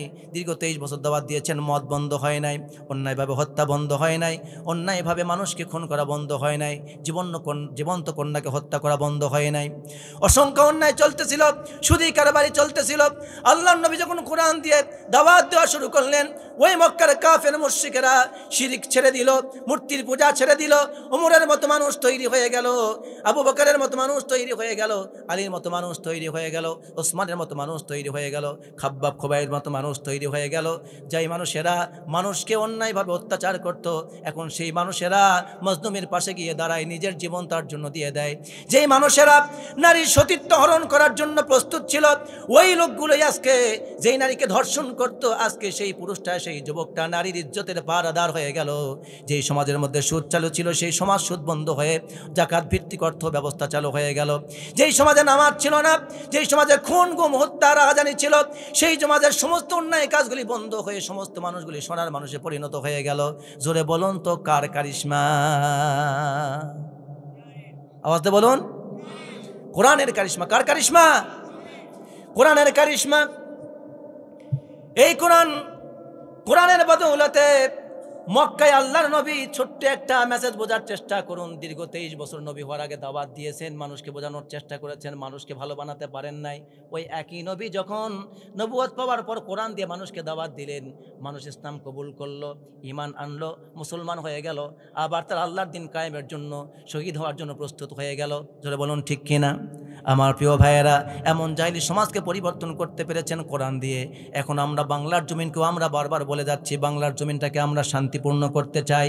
এই দেশ থেকে গুম খুন হত্যা রাহাজানি বন্ধ করতে চাই, টেন্ডার চাঁদাবাজি বন্ধ করতে চাই, হত্যা সন্ত্রাস বন্ধ করতে চাই, দুর্নীতি বন্ধ করতে চাই, এমন সমাজ কায়েম করতে চাই যেই সমাজের গরিব দুঃখী রিলিফের টাকা কোনো মেম্বার চেয়ারম্যানের খাটের নিচে পাওয়া যাবে না। ঠিক কিনা বলুন? এমন সমাজ আমরা কায়েম করতে চাই যে সমাজের রাস্তার টাকা পয়সা, ইট খোয়া ভালো বিক্রি করে আর কেউ খাবে না, ব্রিজ কালভার্টের টাকা পয়সা বিক্রি করে কেউ খাবে না। এমন সমাজ আমরা কায়েম করতে চাই যেই সমাজের কোনো মন্ত্রী মিনিস্টার বাংলার জমিন থেকে কোটি কোটি টাকা ব্যাংকের টাকা মেরে দিয়ে বিদেশে গিয়ে বেগম পাড়া তৈরি করবে না, বিদেশে গিয়ে সেকেন্ড হোম বানাবে না, আর বাংলাদেশে রাজনীতি করে আমাদেরকে ধোঁকা দিতে পারবে না, সোনার বাংলা তৈরি করবে। এমন সোনার মানুষ আমরা চাই। জোরে বলুন, চান কি চান না? আমার বন্ধুরা, এই সমাজ যদি আমরা চাই তাহলে আসতে হবে কোরআনের কাছে, আওয়াজ দিয়ে বলুন ঠিক কিনা। এখন দেখতে হবে আল্লাহর নবী কি দিয়ে সমাজকে পরিবর্তন করেছেন। আল্লাহর নবী সমাজ পরিবর্তনের ছিল 4টা ফর্মুলা। জোরে বলেন কয়টা ফর্মুলা? 4টা ফর্মুলা ছিল। এবার আপনি সামনের দিকে আগাইতে থাকুন। আল্লাহর নবী কোরআনে কারীম আল্লাহ তাআলা জানিয়ে দিলেন, হুয়াল্লাযী বা'সা ফিল উম্মিয়িনা রাসূলাম মিনহুম ইয়াতলু আলাইহিম আয়াতিহি ওয়া ইউযাক্কিহিম ওয়া ইউআল্লিমুহুমুল কিতাবা ওয়াল হিকমা ওয়া ইন কানু মিন ক্বাবলু লাফি দালালিম মুবিন। আল্লাহ রাব্বুল আলামিন বলেন, আমি উম্মীদের মাঝে একজন নবী পাঠালাম, রাসূলাম মিনহুম, তাদের মাঝে রসুল করে পাঠালাম, ইয়াতলু আলাইহিম আয়াতিহি, রসুল হলেন তিনি যিনি আমাদের নেতা, তিনি সর্বপ্রথম তার কর্মীদেরকে এসে কোরআন শোনালেন। জোরে বলুন কি শোনালেন? কোরআন শোনালেন। ইয়াতলু আলাইহিম আয়াতিহি ওয়া ইউযাক্কিহিম, আর তাদেরকে শিরিক এবং কুফরি বোঝায় দিন। এটা শিরিক, এটা কুফরি, এটা নেফাকি, এটা পাক, এটা নাপাক, এটা সত্য, এটা মিথ্যা, এটা লোভ, এটা অহংকার, আর এটা হলো নম্রতা, ভদ্রতা। সব শিক্ষা দিলেন নবী কোথার থেকে? কোরআন থেকে শিক্ষা দিলেন। ওয়া ইউযাক্কিহিম, তাদেরকে পবিত্র করলেন শিরিক থেকে। যেই সমাজের মানুষগুলি হাজার কোটি দেবতার সামনে মাথা নত করে দিত, গাছের সামনে মাথা নত করত, পাথরের সামনে মাথা নত করত, সাপের সামনে মাথা নত করত, আগুনের সামনে মাথা নত করত, সূর্যের সামনে মাথা নত করে দিত, পানির সামনে মাথা নত করত, সন্ধ্যাবেলায় সূর্যের পূজা করত, সকালবেলা সূর্য উঠতো আবার সূর্যের পূজা করত। যেখানে আগুন দেখেছে আগুনের পূজা করে, বলতে আগুনের অনেক শক্তি আছে, মানুষকে হত্যা করে ফেলতে পারে। এইভাবে যেই মানুষেরা আশরাফুল মাখলুকাত, সৃষ্টির সেরা জীব, যে মানুষের মাথায় একমাত্র আল্লাহ ছাড়া কারো সামনে নত হবে না, সেই মানুষগুলি এক আল্লাহকে বাদ দিয়ে অসংখ্য দেবতার সামনে যখন মাথা নত করতে শুরু করলো, আল্লাহর নবী এসে বললেন, এক আল্লাহ ছাড়া কারো সামনে মাথা নত করা যাবে না। যে আল্লাহ তোমাদের সৃষ্টি করেছেন, ওই আল্লাহ ছাড়া দ্বিতীয় কাউকে ডাকা যাবে না। বিপদে পড়লে আল্লাহকে ডাকবে, সাহায্য চাইলেও আল্লাহকে ডাকবে, সন্তান নাই আল্লাহকে সন্তান নাই আল্লাহকে বলবে, তোমার ক্ষতি হয়েছে আল্লাহকে বলবে, সম্পদ তুমি অভাবী, তুমি দুর্বল, আল্লাহকে বলবে, যা কিছু চাওয়ার, যা কিছু পাওয়ার সব আল্লাহর কাছে চাইবে, আল্লাহর কাছ থেকে পেতে চাইবে। দুনিয়ার আর কারো কাছে কিছু চাওয়া যাবে না, কোনো মাজারে যাওয়া যাবে না, সিন্নি দেওয়া যাবে না, মানত করা যাবে না। মানত হবে একমাত্র আল্লাহর নামে, দ্বিতীয় কোনো মানুষের নামে মানত চলবে না। মানত হবে কার নামে? মাজারে গিয়ে সিন্নি দেওয়া যাবে না, মাজারে গিয়ে সেজদা দেওয়া যাবে না, মাজারে গিয়ে সন্তান চাওয়া যাবে না, মাজারে গিয়ে সম্পদ চাওয়া যাবে না, চাকরি চাওয়া যাবে না। শাহজালালের মাজারে নির্বাচনের সময় গিয়ে, নির্বাচনের আগে গিয়ে বলা যাবে না, ও বাবা শাহজালাল, এবার আমরা ক্ষমতায় যেতে চাই, আগামীর ভোটটা যেন আমাদের পক্ষে পড়ে। এমন করে যেই সব দলের নেতারা শাহজালালের মাজারে গিয়ে নির্বাচনের আগে দোয়া করে, দোয়া চায়, মুশরিক হয়ে যায়। আওয়াজ দিয়ে বলেন না কেন, ঠিক না বেঠিক? এইভাবে যারা মাজারে গিয়ে সেজদা করে, এভাবে ওই সমাজের মানুষেরা আল্লাহকে বাদ দিয়ে মানুষের কাছে এভাবে চাইতো, নবীজি বললেন তাদের কাছে চাওয়া যাবে না, আজ থেকে সব বাতিল, আল্লাহর কাছে চাইতে হবে। মানুষগুলোকে পবিত্র করলেন শিরিক থেকে, কুফর থেকে, নেফাক থেকে পবিত্র করে দিলেন। এরপরে ওই আল্লিমুহুমুল কিতাব, আর সমাজের মানুষগুলিকে কোরআন শিক্ষা দিলেন। এরপরে কি করলেন? ওই আল্লিমুহুমুল কিতাব ওয়াল হিকমা, এরপর তাদেরকে বিজ্ঞান শিক্ষা দিলেন, প্রজ্ঞা শিক্ষা দিলেন, জ্ঞান শিক্ষা দিলেন, সুন্নাহ শিক্ষা দিলেন। চলবেন কিভাবে, খাইবেন কিভাবে, পড়বেন কিভাবে, উঠবেন কিভাবে, বসবেন কিভাবে, কথা বলবেন কিভাবে, শুবেন কিভাবে, টয়লেটে যাবেন কিভাবে, বের হবেন কিভাবে, আপনার প্রত্যেকটি কাজের নিয়ম কানুন আদব কায়দা যিনি শিক্ষা দিয়েছেন, তিনি আর কেউ নন, তিনি হচ্ছেন আমাদের প্রিয় নবী মুহাম্মাদুর রাসূলুল্লাহ। পড়ুন সাল্লাল্লাহু আলাইহি ওয়াসাল্লাম। তাকে পেয়ে খুশি না বেজার? তার উম্মত হতে পেরে খুশি না বেজার? পৃথিবীতে অন্যান্য ধর্ম, এমন কোনো ধর্ম নাই যেই ধর্ম আপনাকে বলতে পারে, আপনি যদি হিন্দু ধর্মের লোককে জিজ্ঞেস করেন, ভাই আপনারা যদি বাথরুমে ঢোকেন, এই বাথরুমে কোন পা দিয়ে ঢুকতে হয়, কোনো নিয়ম আছে? বলবে না, জানি না। যদি ওদেরকে বলেন তোমাদের টয়লেট কোন দিক করে বানাতে হয়, পশ্চিম দিক আর পূর্ব দিক না উত্তর দিক না দক্ষিণ দিক, ওরা বলবে এটার কোনো বালাই নাই, যেদিকে খুশি সেই দিকে ঢোকো, আর যেই দিকে খুশি সেই দিকে মারো। ঠিক আছে, কিন্তু ইসলাম কি বলছে? যেতে পারবেন ওইভাবে? টয়লেটে গেলে কোন পা দিয়ে ঢুকতে হবে? বের হবেন, ঢোকার একটা দোয়া আছে না নাই? বের হওয়ার, মসজিদে ঢোকার, বের হওয়ার, রাতে শোয়ার, ঘুম থেকে ওঠার, স্ত্রী যে মিলনে যাবেন সেখানেও স্ত্রীর কাছাকাছি হবার এমন বিজ্ঞানসম্মত ধর্ম পৃথিবীতে আর কিছু নাই। পৃথিবীতে 4,500 ধর্ম আছে। কত হাজার ধর্ম? পৃথিবীতে 4,500 ধর্ম আছে। 4,300-র অধিক ধর্ম আছে, প্রায় 4,500। আমি প্রত্যেকটি ধর্মের ব্যাপারে নেট সার্চ করে দেখেছি, কোনো ধর্মেই কোনো নিয়ম নীতি নেই। সামান্য 2-4টা উপদেশ বাণী আছে, ভালো কথা, কিন্তু কোনো নিয়ম নীতি নাই। একমাত্র পূর্ণাঙ্গ জীবন ব্যবস্থা যেই দিনের মধ্যে আছে তার নাম ইন্নাদ-দীন ইনদাল্লাহিল। আওয়াজ দিয়ে বলেন ইন্নাদ-দীন ইনদাল্লাহিল। এবারে তাকবীর দিবেন, লিল্লাহি তাকবীর, আল ইসলাম, আল ইসলাম, জিন্দাবাদ, জিন্দাবাদ, কায়েম হোক, কায়েম হোক দিন ইসলাম, দিন ইসলাম, দিন ইসলাম, দিন ইসলাম, নারায়ে তাকবীর। এমন ধর্ম দিন আর পৃথিবীতে আছে? আপনি যদি চান আপনি কোথায় কি করবেন, কথা বলবেন, তার প্রত্যেকটি শিক্ষা আছে ইসলামের মধ্যে। পৃথিবীর আর অন্য কোনো ধর্মের মধ্যে নাই। রাজনীতি করবেন কিভাবে, অন্য ধর্মের ধর্মগ্রন্থে নাই। বিচার করবেন কিভাবে, অন্য ধর্মের ধর্মগ্রন্থে নাই। আপনি ইবাদত করবেন কিভাবে, অন্য ধর্মের ধর্মগ্রন্থে তেমনটা নাই। কিন্তু আপনার A to Z আছে কার মধ্যে? কোরআনের মধ্যে আছে। সুবহানাল্লাহ বলবেন না? আল্লাহর নবীকে আল্লাহ রাব্বুল আলামিন 4টি পদ্ধতি শিক্ষা দিলেন সমাজের মানুষকে ভালো করতে। জোরে বলেন কয়টা? 1 নাম্বার হলো তিনি কোরআন তেলাওয়াত করে মানুষকে শুনিয়েছেন। 2 নাম্বার তিনি মানুষকে পবিত্র করেছেন শিরক এবং কুফরি থেকে, হালাল এবং হারাম থেকে মানুষকে শিক্ষা দিয়েছেন। নাপাক পবিত্র জিনিস বুঝিয়েছেন, মানুষকে শিরিক নিফাক কুসংস্কার কিতাব বুঝিয়েছেন। 3 নম্বর মানুষকে কোরআন শিক্ষা দিয়েছেন। 4 নম্বর মানুষকে প্রজ্ঞা শিক্ষা দিয়েছেন, কিভাবে দিন প্র্যাকটিস করতে হবে, পবিত্র জীবনযাপন করতে হবে, সুন্নাহ শিক্ষা দিয়েছেন। জোরে বলেন তো কয়টা? 4টা। এখন আমাদের রসুল শুধু নবী না, তিনি আমাদের নেতাও ছিলেন। আওয়াজ দিয়ে বলতে এখানে একটা কথা আছে, তিনি শুধু রসুল, তিনি শুধু নবী না নেতাও? না, আমরা নেতা মানতে রাজি না। নেতা মানতে রাজি আপনারা? রসুলকে নেতা মানতে রাজি? কারা কারা নেতা মানতে রাজি না? হাত তুলে দেখান তো। সবাই নেতা মানতে রাজি, শুধু আমাদের কিছু আগরম বাগরম কিছু বটখাট্টা 3 নম্বর ছাগলের বাচ্চা কিছু নেতা আছে, মন্ত্রী আছে বর্তমানে, তারা নমিনেশনের জন্য এদিক সেদিক দৌড়াদৌড়ি করতেছে। এরা বলে রসুলুল্লাহ আমাদের নেতা না। তাও মুসলমান চুপ করে আছে। নাউজুবিল্লাহ কয় না, আলহামদুলিল্লাহ কয় না, সুবহানাল্লাহ তো কও, কিছু একটা কোয়া লাগবে। রসুলুল্লাহকে নেতা মানতে চায় না, সে কি মুসলমান থাকবে? এই সমাজে কিছু নেতা আছে হাইব্রিড, বর্তমানে আমরা দেখতে পাচ্ছি। ওরা বলে আমরা শরিয়া আইন চাই না, আমরা রসুলুল্লাহকে নেতা মানি না। এখন বলুন, যারা রসুলুল্লাহকে নেতা মানে না, শরিয়া আইন মানতে চায় না, মুসলমানদের পক্ষে তাদের পক্ষে থাকাও আর হালাল না, জায়েজ না, ওদের বিরোধিতা করা হালাল। আওয়াজ দিয়ে বলেন না কেন? ওদের বিরোধিতা করা ইমানের দাবি। যদি মুহাম্মাদের উম্মত হন, আমার প্রিয় নবী মুহাম্মদ যেখানে অন্যায় সেখানে প্রতিবাদ করেছেন। আজকে যারা দিন নিয়ে তামাশা করছে, ইসলাম নিয়ে তামাশা করছে, রসুলকে নেতা মানতে রাজি না, ইসলামকে শরিয়া মানতে রাজি না, তোমরা প্রকাশ্যে ঘোষণা দাও তোমরা মুসলমান না, তোমাদেরকে আমরা মুসলমান হিসেবে দেখতে চাই না। আওয়াজ দিয়ে বলুন ঠিক কিনা? আমার প্রিয় ভাইয়েরা, এবার আমি আপনাদেরকে বলবো, একটা সুন্দর করে উদাহরণ দিয়ে আপনাদেরকে বোঝাবো।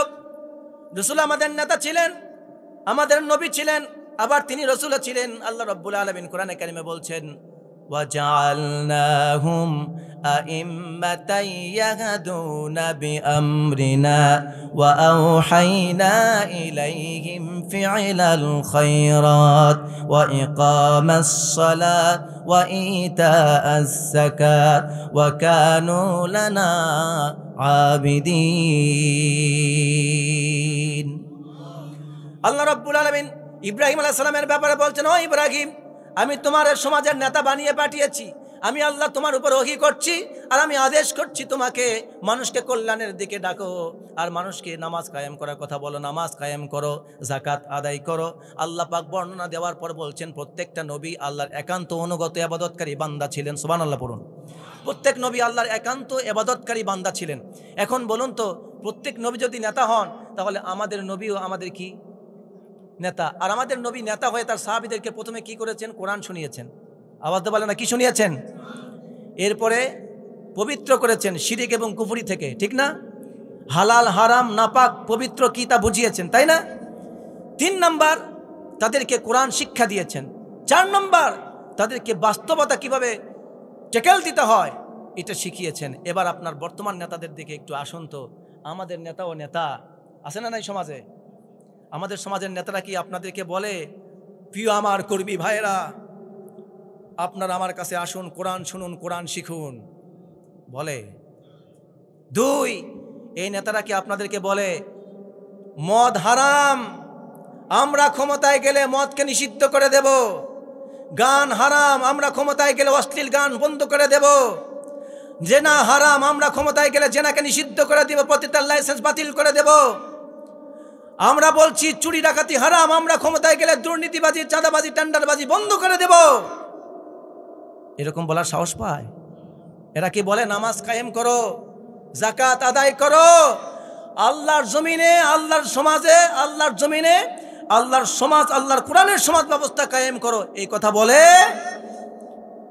এই নেতারা কি আপনাদেরকে কোরআন শিক্ষা দেয়?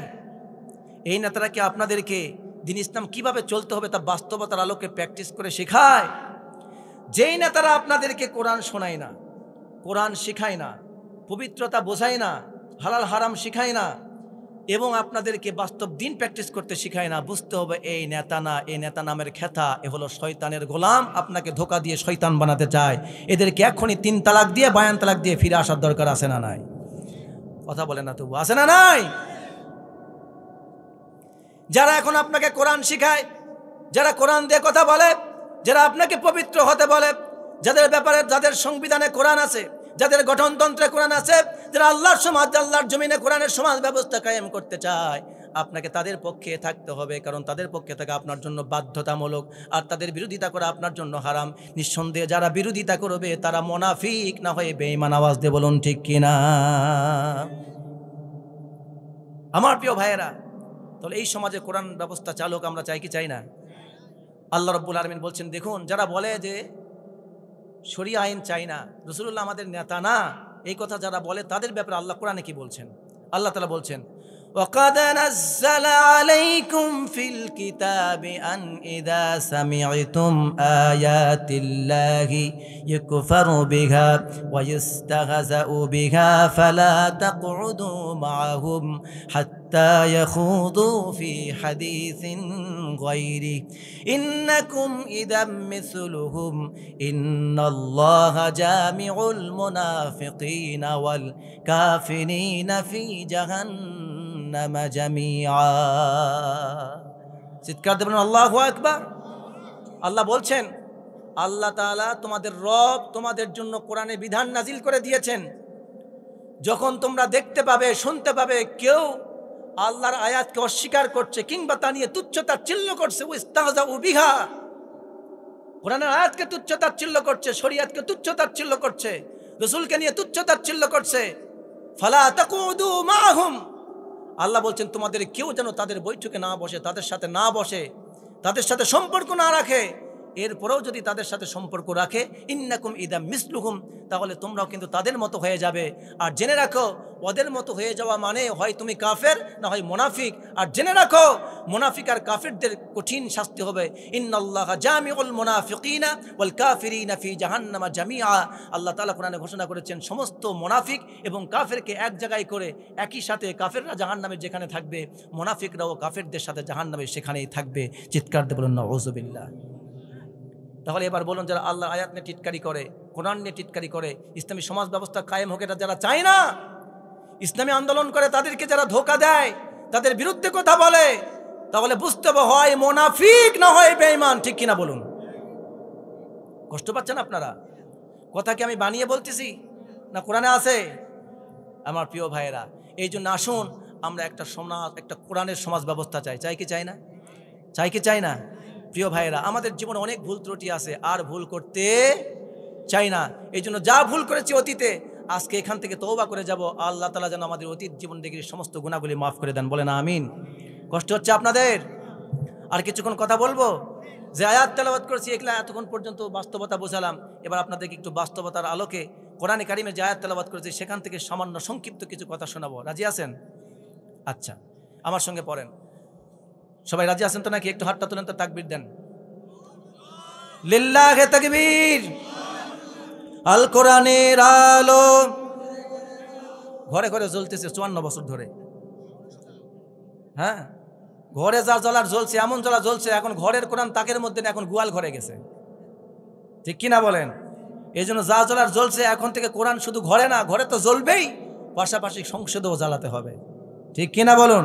রাজি আছেন না নাই? এবার আমি বলবো আল কোরআনের আলো, আপনারা কি বলবেন? হ্যাঁ, দেখবেন কে মুখ খোলে না ডানে বামে থেকে, তাহলে বুঝবেন এটা ভিন্ন গ্রুপের লোক। আল কোরআনের আলো সংসদে জালো, তোমার নেতা আমার নেতা বিশ্বনবী মুস্তাফা, নারে তাকবীর। কোরআন সুন্নাহ যেখানে, আলেম ওলামা যেখানে, নারে তাকবীর। আল্লাহ কবুল করুন, বলুন আমিন। আমার সাথে পড়ুন এবার সবাই, একটু খুব মনোযোগ দিয়ে কান খাড়া করে শুনবেন। এবার আপনাদেরকে একটু হৃদয় বিদারক কিছু কথা শোনাবো, শুনে আমরা বিদায় নেব। বলুন ইনশাআল্লাহ। পড়ুন আমার সাথে। আউযু বিল্লাহি মিনাশ শাইতানির রাজীম। বিসমিল্লাহির রাহমানির রহিম। ইয়া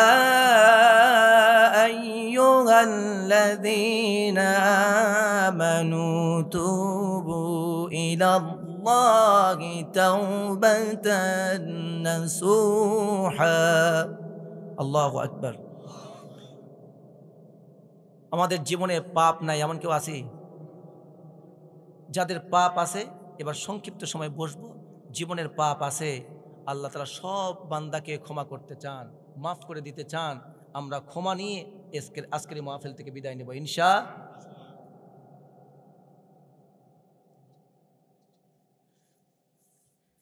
প্রিয় ভাইয়েরা আমার, আয়াত শুনে আপনারা বুঝতে পেরেছেন এখানে অর্থ আল্লাহ তাআলা বলছেন, হে ঈমানদারেরা, তোমরা আল্লাহর কাছে তওবা করো, তওবায়ে নাসুহা করো, আন্তরিক তওবা করো, প্রকৃতপক্ষে তওবা করো, শুদ্ধ তওবা করো। শুধু তওবা তওবা বললে হবে না, আস্তাগফিরুল্লাহ আস্তাগফিরুল্লাহ, তওবা তওবা তওবা তওবা। আমাদের সমাজে তওবা এরকম আছে না? মেয়েরা যদি ভুল করে, ছেলেরা যদি ভুল করে, এই ভুল করছি, তওবা তওবা তওবা তওবা।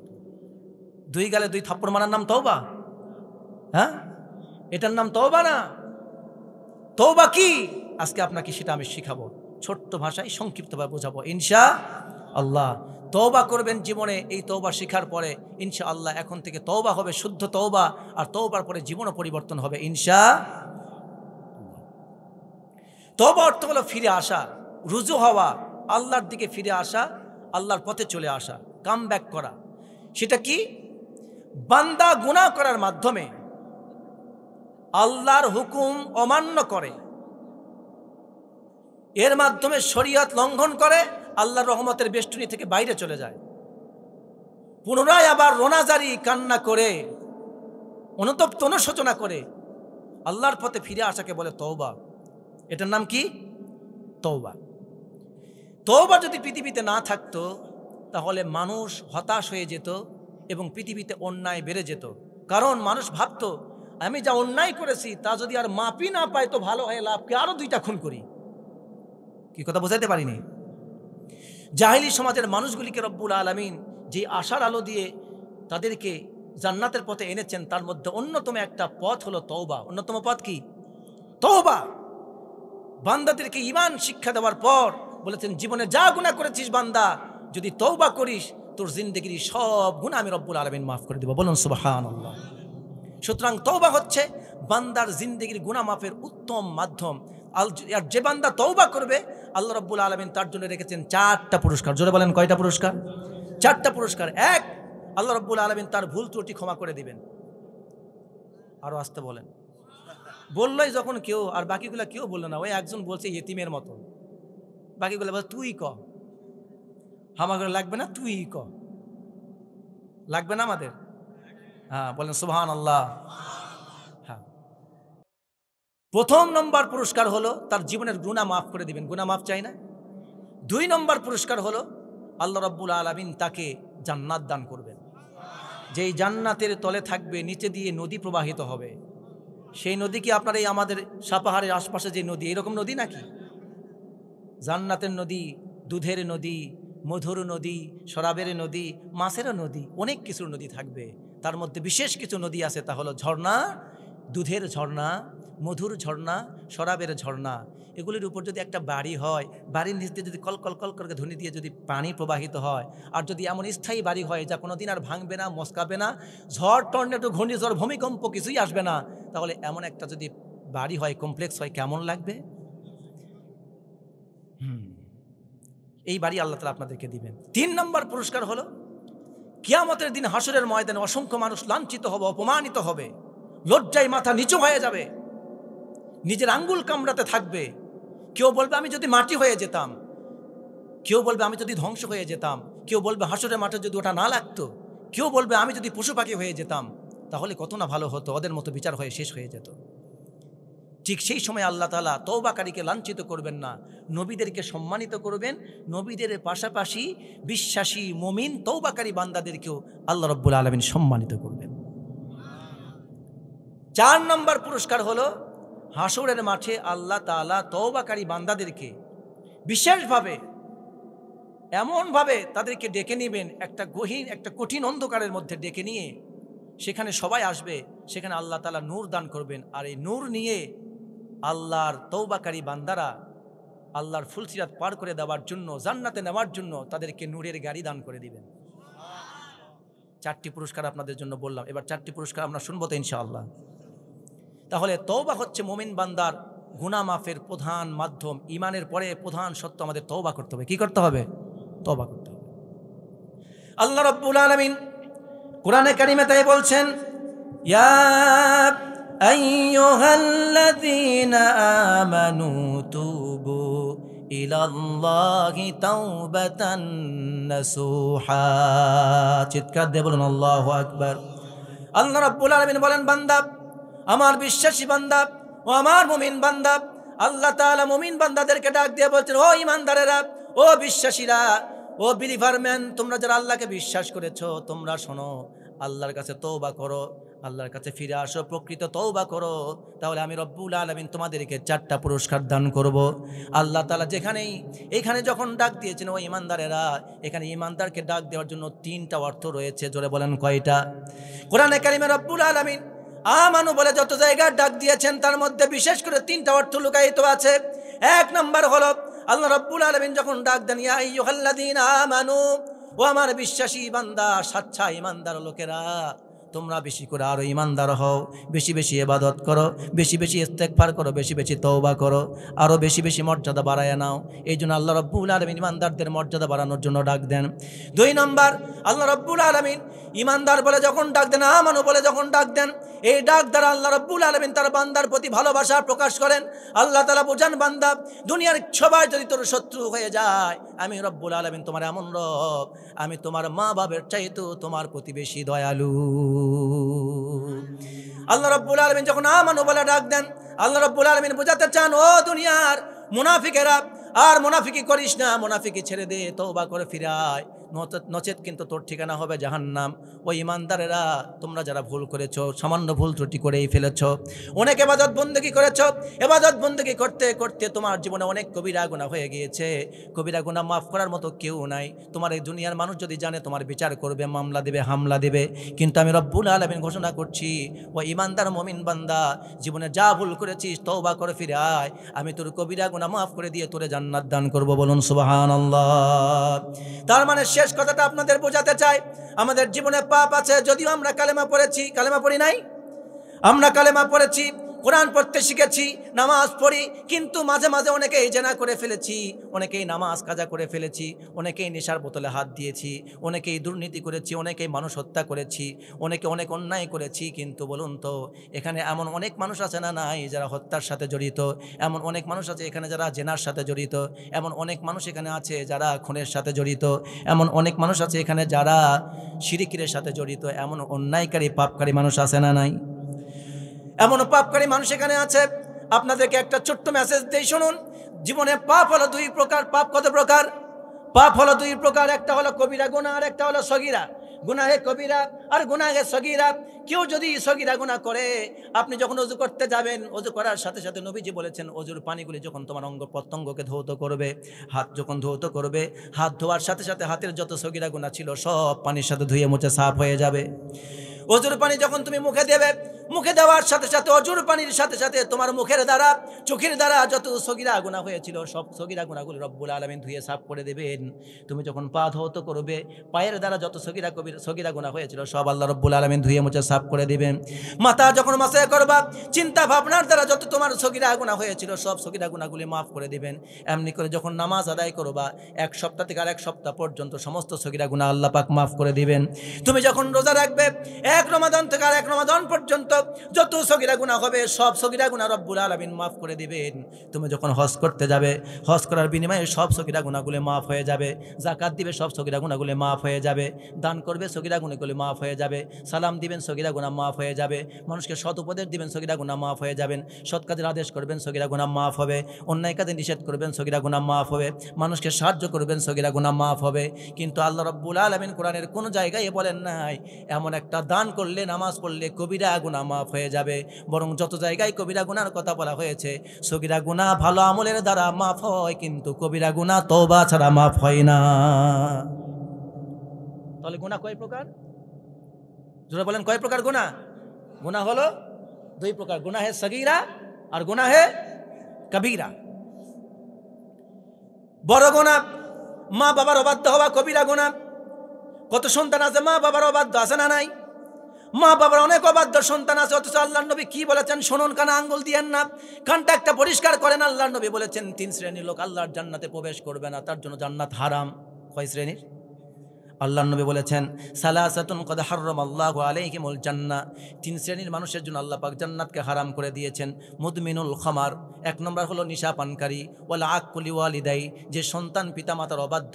3 নম্বর ওয়াদাইসুল্লাযী ইয়াকিররু ফি আহলিহিল খাবাস, ওই নারী, ওই ছেলে মেয়ে, যেই ছেলে মেয়ে সমাজে অবাধে চলাফেরা করে, পর্দা পশিদা মানে না, ইসলাম প্র্যাকটিস করে না, নামাজ কালামের ধার ধারে না, দিন ধর্ম মানে না, ইচ্ছা মতো চলে, ফ্রি মিক্সিং করে, ডেটিং করে, রুম ডেট, বেড ডেট যা আছে সব কিছু করে, যেখানে সেখানে ঘুরে ফেরায়।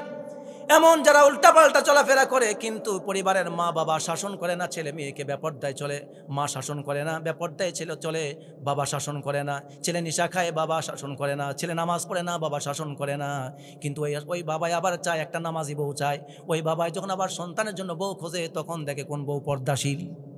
ঠিক কিনা আমার প্রিয় ভাইয়েরা? 3 শ্রেণীর লোক আল্লাহর জান্নাতে যাবে না। 1 নম্বর নিশা পানকারী, 1 নম্বরে নিশা পানকারী। 2 নম্বর পিতামাতার অবাধ্য সন্তান। পিতামাতার অবাধ্য সন্তান কারা? তাদের হক কি সেটা কি আপনি জানেন?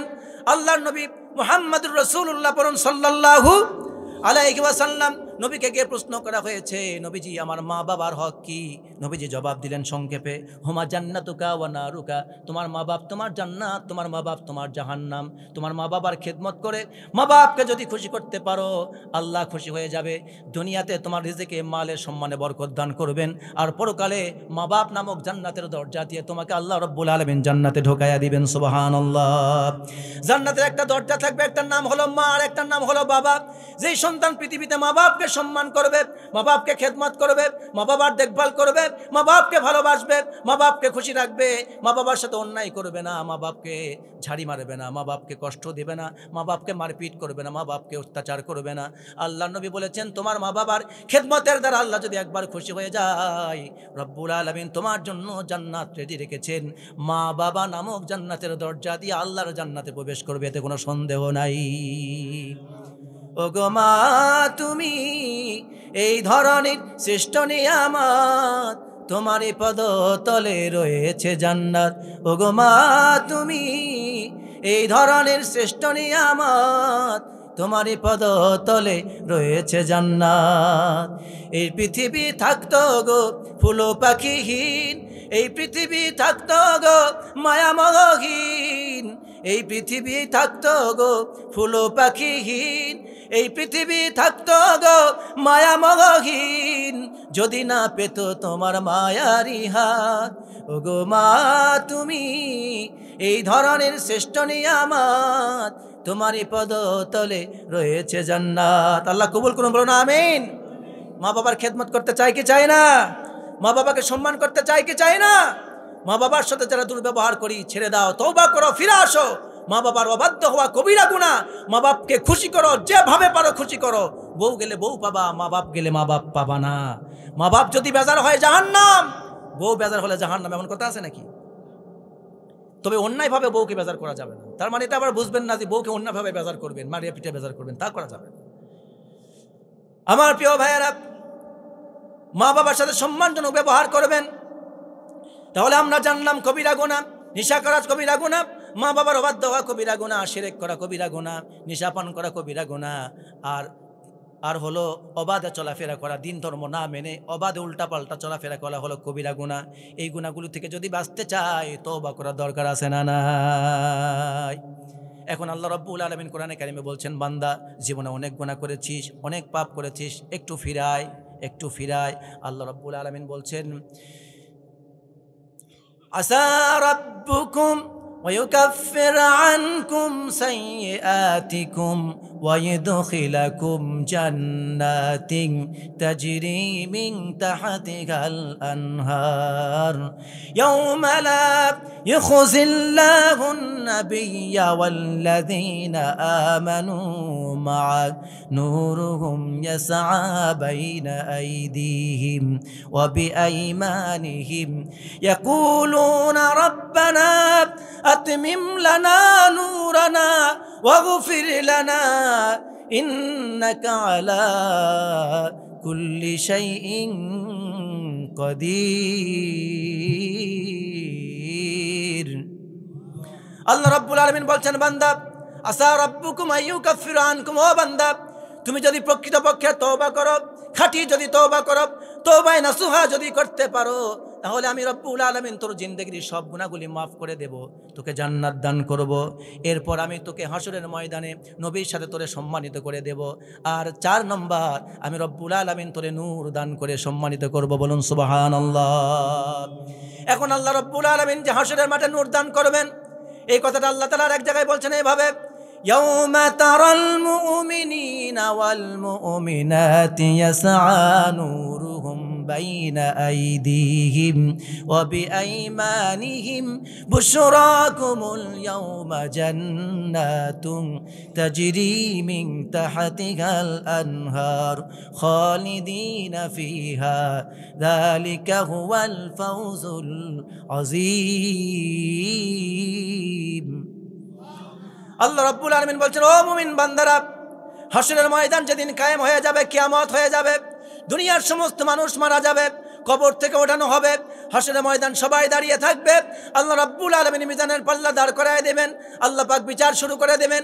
সেই দিন বিচার করার পর তোমরা দেখতে পাবে, ইয়াউমা তারাল মুমিনিনা ওয়াল মুমিনাত ইয়াসআ নূরুহুম বাইনা আইদিহিম ওয়া বিআইমানিহিম, তোমরা সেদিন দেখতে পাবে কিছু মুমিন পুরুষ, কিছু মুমিনা নারী, তাদের সামনে থেকে ডানে নূর চমকাতে আসে, নূর চমকাতে থাকবে, নূরগুলি ছোটাছুটি করতে থাকবে। মুমিন বান্দা মুমিন বান্দির সামনে থেকে নূর ডান দিকে দৌড়াতে থাকবে, সামনে থেকে ডানে আসবে, ডান থেকে আবার সামনে যাবে, দৌড়াতে থাকবে। ইয়াসআ নূরুহুম বাইনা আইদিহিম ওয়া বিআইমানিহিম। এটাই শুধু না, গুড নিউজ দেওয়া হবে তাদেরকে, বলা হবে আজকে তোমাদের জন্য গুড নিউজ রয়েছে, সেটা হচ্ছে এই বুশরাকুমুল ইয়াউমা জান্নাতুন তাজরি মিন তাহতিহাল আনহার খালিদিনা ফিহা। আল্লাহর পক্ষ থেকে শুধুমাত্র নূর না, তোমাদেরকে রব্বুল আলামিন জান্নাতের সুসংবাদ দিয়েছেন। আজকে জান্নাতে প্রবেশ করো আর চিরকাল জান্নাতে থাকো, ওই জান্নাত থেকে কোনোদিন বের হবা না। আর ওই জান্নাতের মধ্যে রব্বুল আলামিন ঝর্ণা প্রবাহিত করে রেখেছেন। বলুন সুবহানাল্লাহ। যালিকা হুয়াল ফাওজুল আযীম। আর এটাই হলো মুমিন বান্দা বান্দির জন্য সবচেয়ে বড় সফলতা। জান্নাত হচ্ছে আমাদের সবচেয়ে বড় সফলতা। আমাদের সবচেয়ে বড় সফলতার জায়গা কোনটা? জান্নাত। চিৎকার দিয়ে বলুন সুবহানাল্লাহ। এখানে একটা ঘটনা ঘটে যাবে, এবার আপনি লক্ষ্য করুন। আল্লাহ রাব্বুল আলামিন হাসরের ময়দান কায়েম হয়ে গেল। এবার মুমিন বান্দা বান্দীদেরকে রব্বুল আলামিন নূর দান করলেন। নূর তো তাদের ডান সামনে থেকে ডান দিকে ছোটাছুটি করবে। এবার কিছু মুনাফিক, কিছু কাফের বেঈমান মুশরিক এই মুমিন বান্দার পেছনে লাগবে। দুনিয়ায় এরকম মুমিন বান্দার পেছনে লাগার মতো কিছু মুনাফিক ছিল না? আছে না নাই? দুনিয়াতে যেমন মুমিন বান্দার পেছনে কিছু মুনাফিক লেগে থাকে, কাফির মুশরিক লেগে থাকে, ওদেরকে দেখে দেখে সুবিধা নেয়। ওরা বলে যদি ইসলামী দল জেতে তাহলে আমরা বলবো আমরা তোমাদের সাথেই ছিলাম, আর যদি ইসলামের বিরুদ্ধে দল জিতে তাদেরকে আবার বলবে আমরা তো চাইলে ওদের সাথে থেকে তোমাদের বিরুদ্ধে লড়াই করতে পারতাম কিন্তু করিনি। তার মানে কি বুঝতেছ, আমরা ওদের সাথে ছিলাম বটে কিন্তু তোমাদের বিরোধিতা করিনি, তার মানে আমরা তোমাদের লোক। এরকম দুমুখ লোক আছে না নাই? দুদিল বান্দা কালমা চোর না পায় শ্মশান, দুদিল বান্দা কালমা চোর না পায় শ্মশান না পায় গোর, দিন থাকিতে আইরে ছুটে ছাইরা দে ভণ্ডামি ভণ্ডামি ভণ্ডামি ভণ্ডামি, ছাইরা দে ভণ্ডামি। ঠিক কিনা বলুন? নামাজ কালাম পড়ে না শয়তানের নানা, আছে না? নামাজ কালাম পড়ে না কিন্তু হুজুর ভালো না, হুজুর রাজনৈতিক বক্তব্য দেয়। রাজনীতি কোরআনে নাই? সকাল থেকে সন্ধ্যা পর্যন্ত রাজনৈতিক বক্তব্য দিতে পারবো। আমার ইউটিউবে আরেকটা আলোচনা আছে, আপনারা শুনে নেবেন, ইসলাম ও রাজনীতি। প্রিয় ভাইয়ের আমার, হুজুরদেরকে দেখতে পায় না, আলেম ওলামাদের দেখতে পায় না। ইসলামের দল যারা বলে আমরা বাংলার জমিনে কোরআনের শাসন চাই, এদের কথা শুনলে ওর গায়ে চুলকানি ওঠে, এমন কিছু লোক আছে না নাই? নামাজ কালাম পড়ে না শয়তানের নানা, ঠিক কিনা বলেন? নামাজ কালাম পড়ে না শয়তানের নানা, দিন থাকিতে আইরে ছুটে ছাইরা দে ভণ্ডামি ভণ্ডামি ভণ্ডামি ভণ্ডামি, ছাইরা দে ভণ্ডামি, নইলে যে খাবি তুই ঠ্যাঙ্গানি। ঠিক কিনা কন? ঠ্যাঙ্গানি দরকার আছে না নাই? যেমন কুকুর তেমন মুগুর। আমার প্রিয় ভাইয়েরা, এবার দুনিয়ায় যেসব মুনাফিকরা ইমানদারদেরকে জ্বালিয়েছে, যেসব কাফের মুশরিকরা ইমানদারদেরকে জ্বালিয়েছে, ওই দিন যেমন মুমিনদেরকে রব্বুল আলামিন নূর দান করবেন। আল্লাহ তো মুমিনদেরকে বাঁচাতে চান, মুমিনদেরকে আল্লাহ তাআলা ভালোবাসেন, ঠিক কিনা বলুন? আল্লাহ রব্বুল আলামিন কোরআনে কারিমে 7 শ্রেণীর মানুষকে ভালোবাসার ঘোষণা দিয়েছেন। জোরে বলেন, কয় শ্রেণীর মানুষকে? 7 শ্রেণীর মানুষকে ভালোবাসার ঘোষণা দিয়েছেন। 1 নম্বর হলো যারা তওবাকারী, 2 নম্বর হলো যারা পবিত্র অর্জনকারী, যারা পবিত্র থাকে, 3 নম্বর হলো মুত্তাকি, 4 নম্বর হলো মুহসিন। এভাবে আল্লাহ রাব্বুল আলামিন 7 শ্রেণীর মানুষের কথা কোরআনে কারিমে বলেছেন। যারা মুকসিত নাই, বেচারকারী, যারা ঐক্যবদ্ধভাবে আল্লাহর রাস্তায় লড়াই করে, আল্লাহ তাআলা কোরআনে কারিমে বলেছেন ইন্নাল্লাহা ইউহিব্বুল্লাযীনা ইউকাতিলুনা ফি সাবিলিহি সাফফান কাআন্নাহুম বুনিয়ানুম মারসুস। আল্লাহ রাব্বুল আলামিন দুনিয়ায় ওই লোকদেরকে সবচেয়ে বেশি পছন্দ করেন যেই বান্দারা আল্লাহর জমিনে আল্লাহর দ্বীন কায়েমের জন্য সীসা ডালা প্রাচীরের মতো হয়ে ঐক্যবদ্ধ হয়ে কাঁধে কাঁধ মিলে আল্লাহর রাস্তায় লড়াই করে। যতদিন পর্যন্ত আল্লাহর জমিনে আল্লাহর দ্বীন আল্লাহর জন্য কায়েম না হয়, ততদিন পর্যন্ত জান দেয়, মাল দেয়, সময় দেয়, স্ত্রী দেয়, সন্তান দেয়, যা লাগে তাই দেয়, কিন্তু দিনের পথ থেকে সরে যায় না, ঐক্যবদ্ধভাবে লড়াই করে। আল্লাহ বলেন আমি এমন বান্দাদেরকে সবচাইতে বেশি ভালোবাসি। এদের দলে থাকতে রাজি আছে না নাই মুসলমান? নামাজ পড়ে কিন্তু দিনের কায়েম চায় না, দিন আন্দোলন পছন্দ করে না, কোরআনের সমাজ ব্যবস্থা চায় না, আছে না নাই? ও নামাজি নামাজি সমাজ কেন গড়ো না, কোরআন দিয়ে নামাজ পড়ো সমাজ কেন গড়ো না। আল কোরআনের শাসন ছাড়া, আল কোরআনের শাসন ছাড়া সুবিচার তো মিলবে না, নাই বিচার তো মিলবে না। ও নামাজি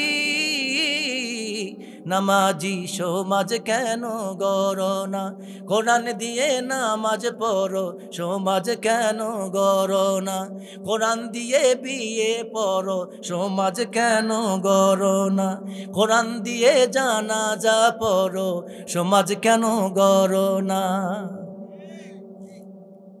বুঝছেন তো প্রিয় ভাইয়েরা আমার? এবার আল্লাহ রাব্বুল আলামিন মুমিন বান্দাদেরকে যখন নূর দান করবেন, নূর দান করার পর আল্লাহ রাব্বুল আলামিন একটি পর্দায় নিয়ে যাবেন, নূর দান করবেন। সেইখানে অনেক মুনাফিক তার পেছনে পেছনে চলে আসবে, অনেক কাফের মুশরিক তার পেছনে পেছনে চলে আসবে। আল্লাহ রাব্বুল আলামিন এবার নূর দান করবেন, প্রত্যেককে নূর দান করবেন, প্রত্যেককে নূর দান করবেন। কারো নূর হবে পা থেকে মাথা পর্যন্ত কারো নূরের বহর হবে, এত বড় নূর দিবেন, পুরা শরীরটা নূর হয়ে যাবে। আবার কারো নূর হবে শুধু পা পর্যন্ত, আবার কারো নূর হবে শুধু বৃদ্ধাঙ্গুলের মাথায় জ্বলতে থাকবে, আবার কারো নূর হবে অনেক দূর পর্যন্ত। কত দূর পর্যন্ত নূর হবে? মুফাসসিরিনে কেরাম বলেছেন, যত দূর পর্যন্ত তার আমলের দৈর্ঘ্য হবে তার নূরটা ঠিক তত দূর পর্যন্ত দৈর্ঘ্য হবে। আবার রব্বুল আলামিন কাউকে নূর দান করবেন বিভিন্নভাবে, এমনি করে রব্বুল আলামিন নূর দান করবেন। নূর দান করার পর এবার রব্বুল আলামিন বলবেন, যাও জান্নাতের দিকে দৌড়াতে থাকো। সুবহানাল্লাহ পড়েন না, খুশি করার জন্য চেষ্টা করবো আরো আজকে প্রয়োজনে সারা রাত ধরে। তাই আলহামদুলিল্লাহ কোন ভালো লাগাইছে কে? আল্লাহ, আমার কিছু না, এটা ভালো লাগাইছে কে? আল্লাহ। আসলে আমি আপনাদের এখানে প্রাণ ভরে তাফসীর করতে চেয়েছিলাম, কিন্তু দেখলাম যে লোকজনের খুব এলোমেলো অবস্থা, পরিবেশটা তেমন ভালো দেখিনি। এই জন্য আমি একটু কষ্ট করে বিভিন্ন জায়গা থেকে কথা বলার চেষ্টা করেছি, যাতে এক জায়গা থেকে কথা বলিনি। একটা বিষয়ের উপর কথা বললে আপনারা আরো ভালো লাগতো আপনাদের। আচ্ছা, আমরা দোয়া করি সবাই। আলহামদুলিল্লাহি রাব্বিল আলামিন। আল্লাহুম্মা আনতাস সালাম ওয়া মিনকাস সালাম, তাবারাকতা ইয়া জাল জালালি ওয়াল ইকরাম। সুবহানাল্লাহি ওয়া বিহামদিহি আদাদা খালকিহি ওয়া রিদা নাফসি ওয়া জিনাতা আরশিহি ওয়া মিদাদা কালিমাতি। রব্বানা যালামনা আনফুসানা ওয়া ইল্লাম তাগফির লানা ওয়াতারহামনা লানাকুনান্না মিনাল খাসিরিন। আয় আল্লাহ তাআলা, জীবনের সমস্ত গুনার বোঝা মাথায় নিয়ে তোমার সেই দরবারে ভিক্ষুকের মতো খালি দুইটা হাত পেতেছি। আয় আমার রব, গুনাহ করতে করতে গুনার সাগর বানিয়ে ফেলেছি। রব্বুল আলামিন গুনার সাগরে হাবুডুবু করছে। আল্লাহ, এমন অবস্থায় তোমার দরবারে হাত পেতেছি, গুনার দিকে যদি তাকাও তোমার রাগ বেড়ে যাবে। আয় আল্লাহ তাআলা, তোমার দয়া রহমতের দিকে তাকিয়ে আমরা তোমার দিকে হাত পেতেছি। আল্লাহ, আমরা জানি তোমার নাম গফফার, তোমার নাম সত্তার, তোমার নাম রহমান, তোমার নাম রহিম। আমরা বান্দা তোমার দুর্বল গোলাম, পথে ঘাটে চলাফেরায় কথাবার্তায় ওঠা বসায় যখনই সুযোগ পাই গুনাহ করি। আল্লাহ তাআলা, দিন শেষে আবার তোমার কাছে তওবা করে ফিরে আসি। রব্বুল আলামিন, যত গুনাহ করেছি আল্লাহ তাআলা দয়া করে মেহেরবানি করে তোমার গফফার নামের ওসিলায় মাফ করে দাও। আয় রব্বুল আলামিন, আজকের এই গোবিন্দমাটি ঈদগাহ ময়দানে যত তোমার মুসলমান বান্দা বান্দি দূর দূরান্ত থেকে নিকটবর্তী থেকে উপস্থিত হয়েছেন, রব্বুল আলামিন প্রত্যেকটি বান্দা বান্দির জিন্দেগির গুনাহগুলি মাফ করে দাও। আয় আল্লাহ তাআলা, ঘর বাড়ি ফেলায় রেখে যারা এসেছে আল্লাহ ঘর বাড়িগুলিকে হেফাজত করে নাও। রব্বুল আলামিন, অনেকের আব্বা আম্মা দুনিয়া থেকে বিদায় হয়ে গেছে। আল্লাহ, আমাদের আব্বা আম্মার কবরে আযাবকে মাফ করে দাও। রব্বির হামহুমা কামা রব্বায়ানি সগীরা। আয় আল্লাহ তাআলা, অনেক বাবা মা দুনিয়া থেকে এমন বিদায় হয়ে গেছেন, রব্বুল আলামিন ছোট্টবেলায় বাবা আমার হাত ধরে, আমার হাতের আঙ্গুলটা ধরে ঈদের মাঠে নিয়ে যেত, মসজিদে জুমার নামাজে নিয়ে যেত, বিভিন্ন মাহফিলে দোয়া অনুষ্ঠানে নিয়ে যেত। আয় আল্লাহ তাআলা, সেই বাবার মতো করে আজকে নরম আর ছোট্ট আঙ্গুলটা কেউ ধরে না। বাবা যেমন আদর দিয়ে, ভালোবাসা দিয়ে, স্নেহ দিয়ে, মমতা দিয়ে আমাকে যেমন জড়ায় খুলে নিত, রব্বুল আলামিন মুখে গালে চুমু দিত, বুকে জড়ায় নিত, এমন করে আর পৃথিবীতে কেউ নাই না। আয় আল্লাহ, ওই জনম দুখুনি মা, আদরের বাবা, যেই মা আমার জন্য পরের বাড়িতে খাবার দিয়েছে, আসলের মধ্যে বেঁধে নিয়ে আমার হাতে উঠায় দিয়েছে, মা মুখে দেয় নাই। রব্বুল আলামিন, এমন দরদির মা বাবা দুনিয়া থেকে যাদের বিদায় হয়ে গেল, যেই মা বাবা সন্তানের মুখে হাসি ফোটাবার জন্য নিজের পেটের ক্ষুধার যন্ত্রণা রব্বুল আলামিন পেটের মধ্যেই চাপা দিয়েছে, চোখের পানি চোখ দিয়ে ফেলায় নাই, সন্তান দেখলে কান্না করবে তাই চোখের পানি আঁচল দিয়ে মুছে আল্লাহ মুছে ফেলেছে। রব্বুল আলামিন, আজকে ওই মা যারা হারিয়েছি, বাবা হারিয়েছি, আয় আল্লাহ তাআলা এমন মা বাবার কবরটাকে জান্নাতের টুকরা বানায়া দাও। রব্বুল আলামিন, অনেক সন্তান মাকে ভুলে গেছি, বাবাকে ভুলে গেছি, দুনিয়ায় জায়গা জমি ঘর বাড়ি সম্পদ, ব্যবসা বাণিজ্য, টাকা পয়সা, ব্যাংক ব্যালেন্স সব সন্তানের জন্য মা বাবা করে চলে যায়। খালি 3 টুকরা সাদা কাপড় নিয়ে দুনিয়া থেকে বিদায় হয়ে চলে যায়।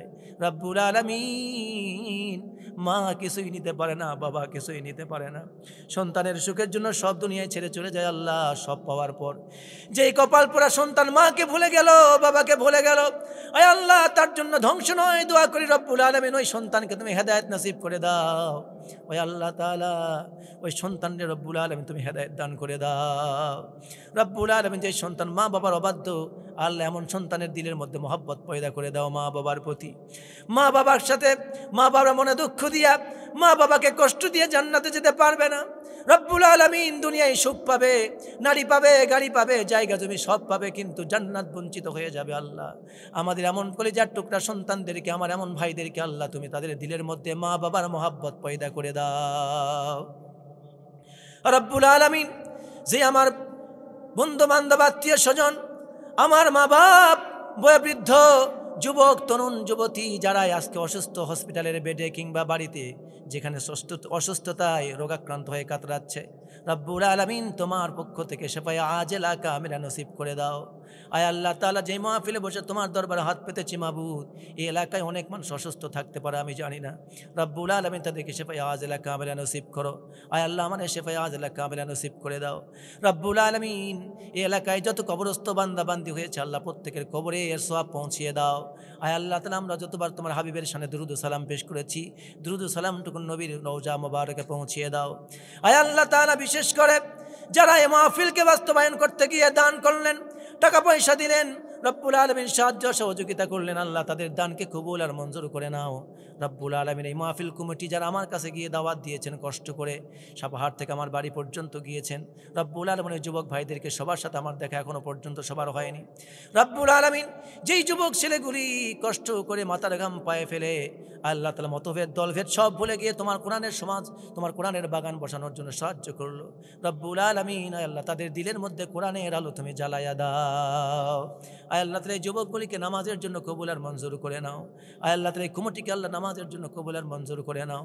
আয় আল্লাহ তাআলা এই সমাজে অনেক যুবক আছে আল্লাহ, তাসের সাথে জড়িত, জুয়ার সাথে জড়িত, নিশার সাথে জড়িত, ইফটিজিংয়ের সাথে জড়িত, চুরি ডাকাতির সাথে জড়িত, সন্ত্রাসীর সাথে জড়িত, পড়ালেখায় মনোযোগ নাই। আল্লাহ এমন সন্তানগুলিকে আল্লাহ তোমার সৎ পথে ফিরাইয়া দাও। আয় আল্লাহ তাআলা যে সন্তানগুলি ভালো আছে আল্লাহ তাদেরকে ভালো থাকার তৌফিক দাও। রব্বুল আলামিন বিশেষ করে আমার একজন হাফেজ ভাই আবুল বাশার, রব্বুল আলামিন কোরআনের হাফেজ খেদমত করছে, মাদ্রাসায় দোয়া চেয়েছেন, রব্বুল আলামিন আমার ভাইকে তুমি কবুল আর মঞ্জুর করে নাও। রব্বুল আলামিন আমার মিলন ভাই এলাকায় ইসলামী আন্দোলনের জন্য কাজ করছে, রব্বুল আলামিন তার হেফাজতের ব্যবস্থা করে দাও। আল্লাহ তার ইসলামী আন্দোলনের সিফা সালার সাইফুল ইসলাম ভাই, রব্বুল আলামিন তুমি তার ইসলামের জন্য কবুল আর মঞ্জুর করে নাও। আয় আল্লাহ তাআলা যত মুসলমান আমরা হাত তুলেছি আল্লাহ আমাদের প্রত্যেকের হাতকে কবুল করে নাও। আমার মা বোনেরা যারা পর্দার আড়ালে হাত তুলেছেন আল্লাহ তাদের অসুখ বিসুখকে ভালো করে দাও, স্বামী স্ত্রী মহাব্বত বেশি বাড়াইয়া দাও, শ্বশুর শাশুড়ির ঝগড়াকে আল্লাহ দ্বন্দ্বকে মিটাইয়া দাও। রব্বুল আলামিন সন্তান ছেলে মেয়েদেরকে আল্লাহ মা বাবার প্রতি মহাব্বত বাড়াইয়া দাও। আয় আল্লাহ তাআলা অভাব অনটন দূর করে দাও। ঋণের বোঝা যাদের মাথার উপরে চাপানো আছে আল্লাহ প্রত্যেকের ঋণের বোঝা হালকা করে দাও। রব্বুল আলামিন প্রত্যেকের পরিবারের শান্তি নাজিল করে দাও। আয় আল্লাহ তাআলা এই কোরআনের মাহফিলকে কিয়ামত পর্যন্ত জারি রাখার ব্যবস্থা করে দাও। বিশেষ করে আল্লাহ তোমার কাছে দোয়া করি মাবুদ, এই বাংলার জমিনে তোমার এই বাংলার জমিনের একজন নক্ষত্র আল্লামা দেলওয়ার হোসেন সাইদি রাহিমাহুল্লাহ দুনিয়া থেকে বিদায় হয়ে গিয়েছেন। আল্লাহ তোমার ইসলামী আন্দোলনের অনেক সিপাহসালার দুনিয়াতে বিদায় হয়ে গেছেন। আয় আল্লাহ তাআলা বাংলার জমিনে কোরআনের সমাজ ব্যবস্থা কায়েমের জন্য যারা কাজ করে যাচ্ছেন রব্বুল আলামিন তুমি তাদেরকে সফলতা দান করে দাও। আয় আল্লাহ তাআলা আমাদের ভুল ত্রুটি থাকলে মাফ করে দাও। আল্লাহ আমাদের তো ভুল আছে আল্লাহ মাফ করে দাও। আল্লাহ যার যোগ্যতার অভাব আছে যোগ্যতা পুরা করে দাও, অভাব দূর করে দাও। আল্লাহ মানুষের সাথে ভালো ব্যবহার করার তৌফিক দান করে দাও, মানুষের হক অধিকার আদায় করার তৌফিক দান করে দাও। আয় আল্লাহ তাআলা মানুষের বন্ধু হয়ে যাওয়ার তৌফিক দান করে দাও। রব্বানা তাকাব্বাল মিন্না ইন্নাকা আনতাস সামিউল আলিম ওয়া তুব আলাইনা ইন্নাকা আনতাত তাওয়াবুর রহিম। আয় আল্লাহ তাআলা সুমন ভাই সহ যারা আমাকে দাওয়াত দিতে গিয়েছেন তাদেরকে মাফ করে দাও। আয় আল্লাহ তোমার সুমন ভাইকে দিনের জন্য কবুল আর মঞ্জুর করে নাও। যত যুবক ভাইরা কোরআন শুনতে এসেছেন আল্লাহ তাদেরকে খালেদ বিন ওলীদের মতো কবুল আর মঞ্জুর করে নাও। আমার মা বোনদেরকে মা খাদিজার মতো কবুল করে নাও। আল্লাহ তাআলা মা বোনদের উদ্দেশ্যে যতটুকুন নসিহত করেছি আল্লাহ ততটুকুন মেনে চলবার মতো তৌফিক দাও। মা বোনদেরকে জান্নাতি নারী হিসাবে কবুল আর মঞ্জুর করে নাও। সুবহান রাব্বি রাব্বিকা রাব্বিল ইজ্জাতি আম্মা ইয়াসিফুন ওয়া সালামুন আলাল মুরসালিন ওয়ালহামদুলিল্লাহি রাব্বিল আলামিন ওয়াজআল আখিরা কালিমাতিনা ইনদাল মাউতি লা ইলাহা ইল্লাল্লাহু মুহাম্মাদুর রাসূলুল্লাহ।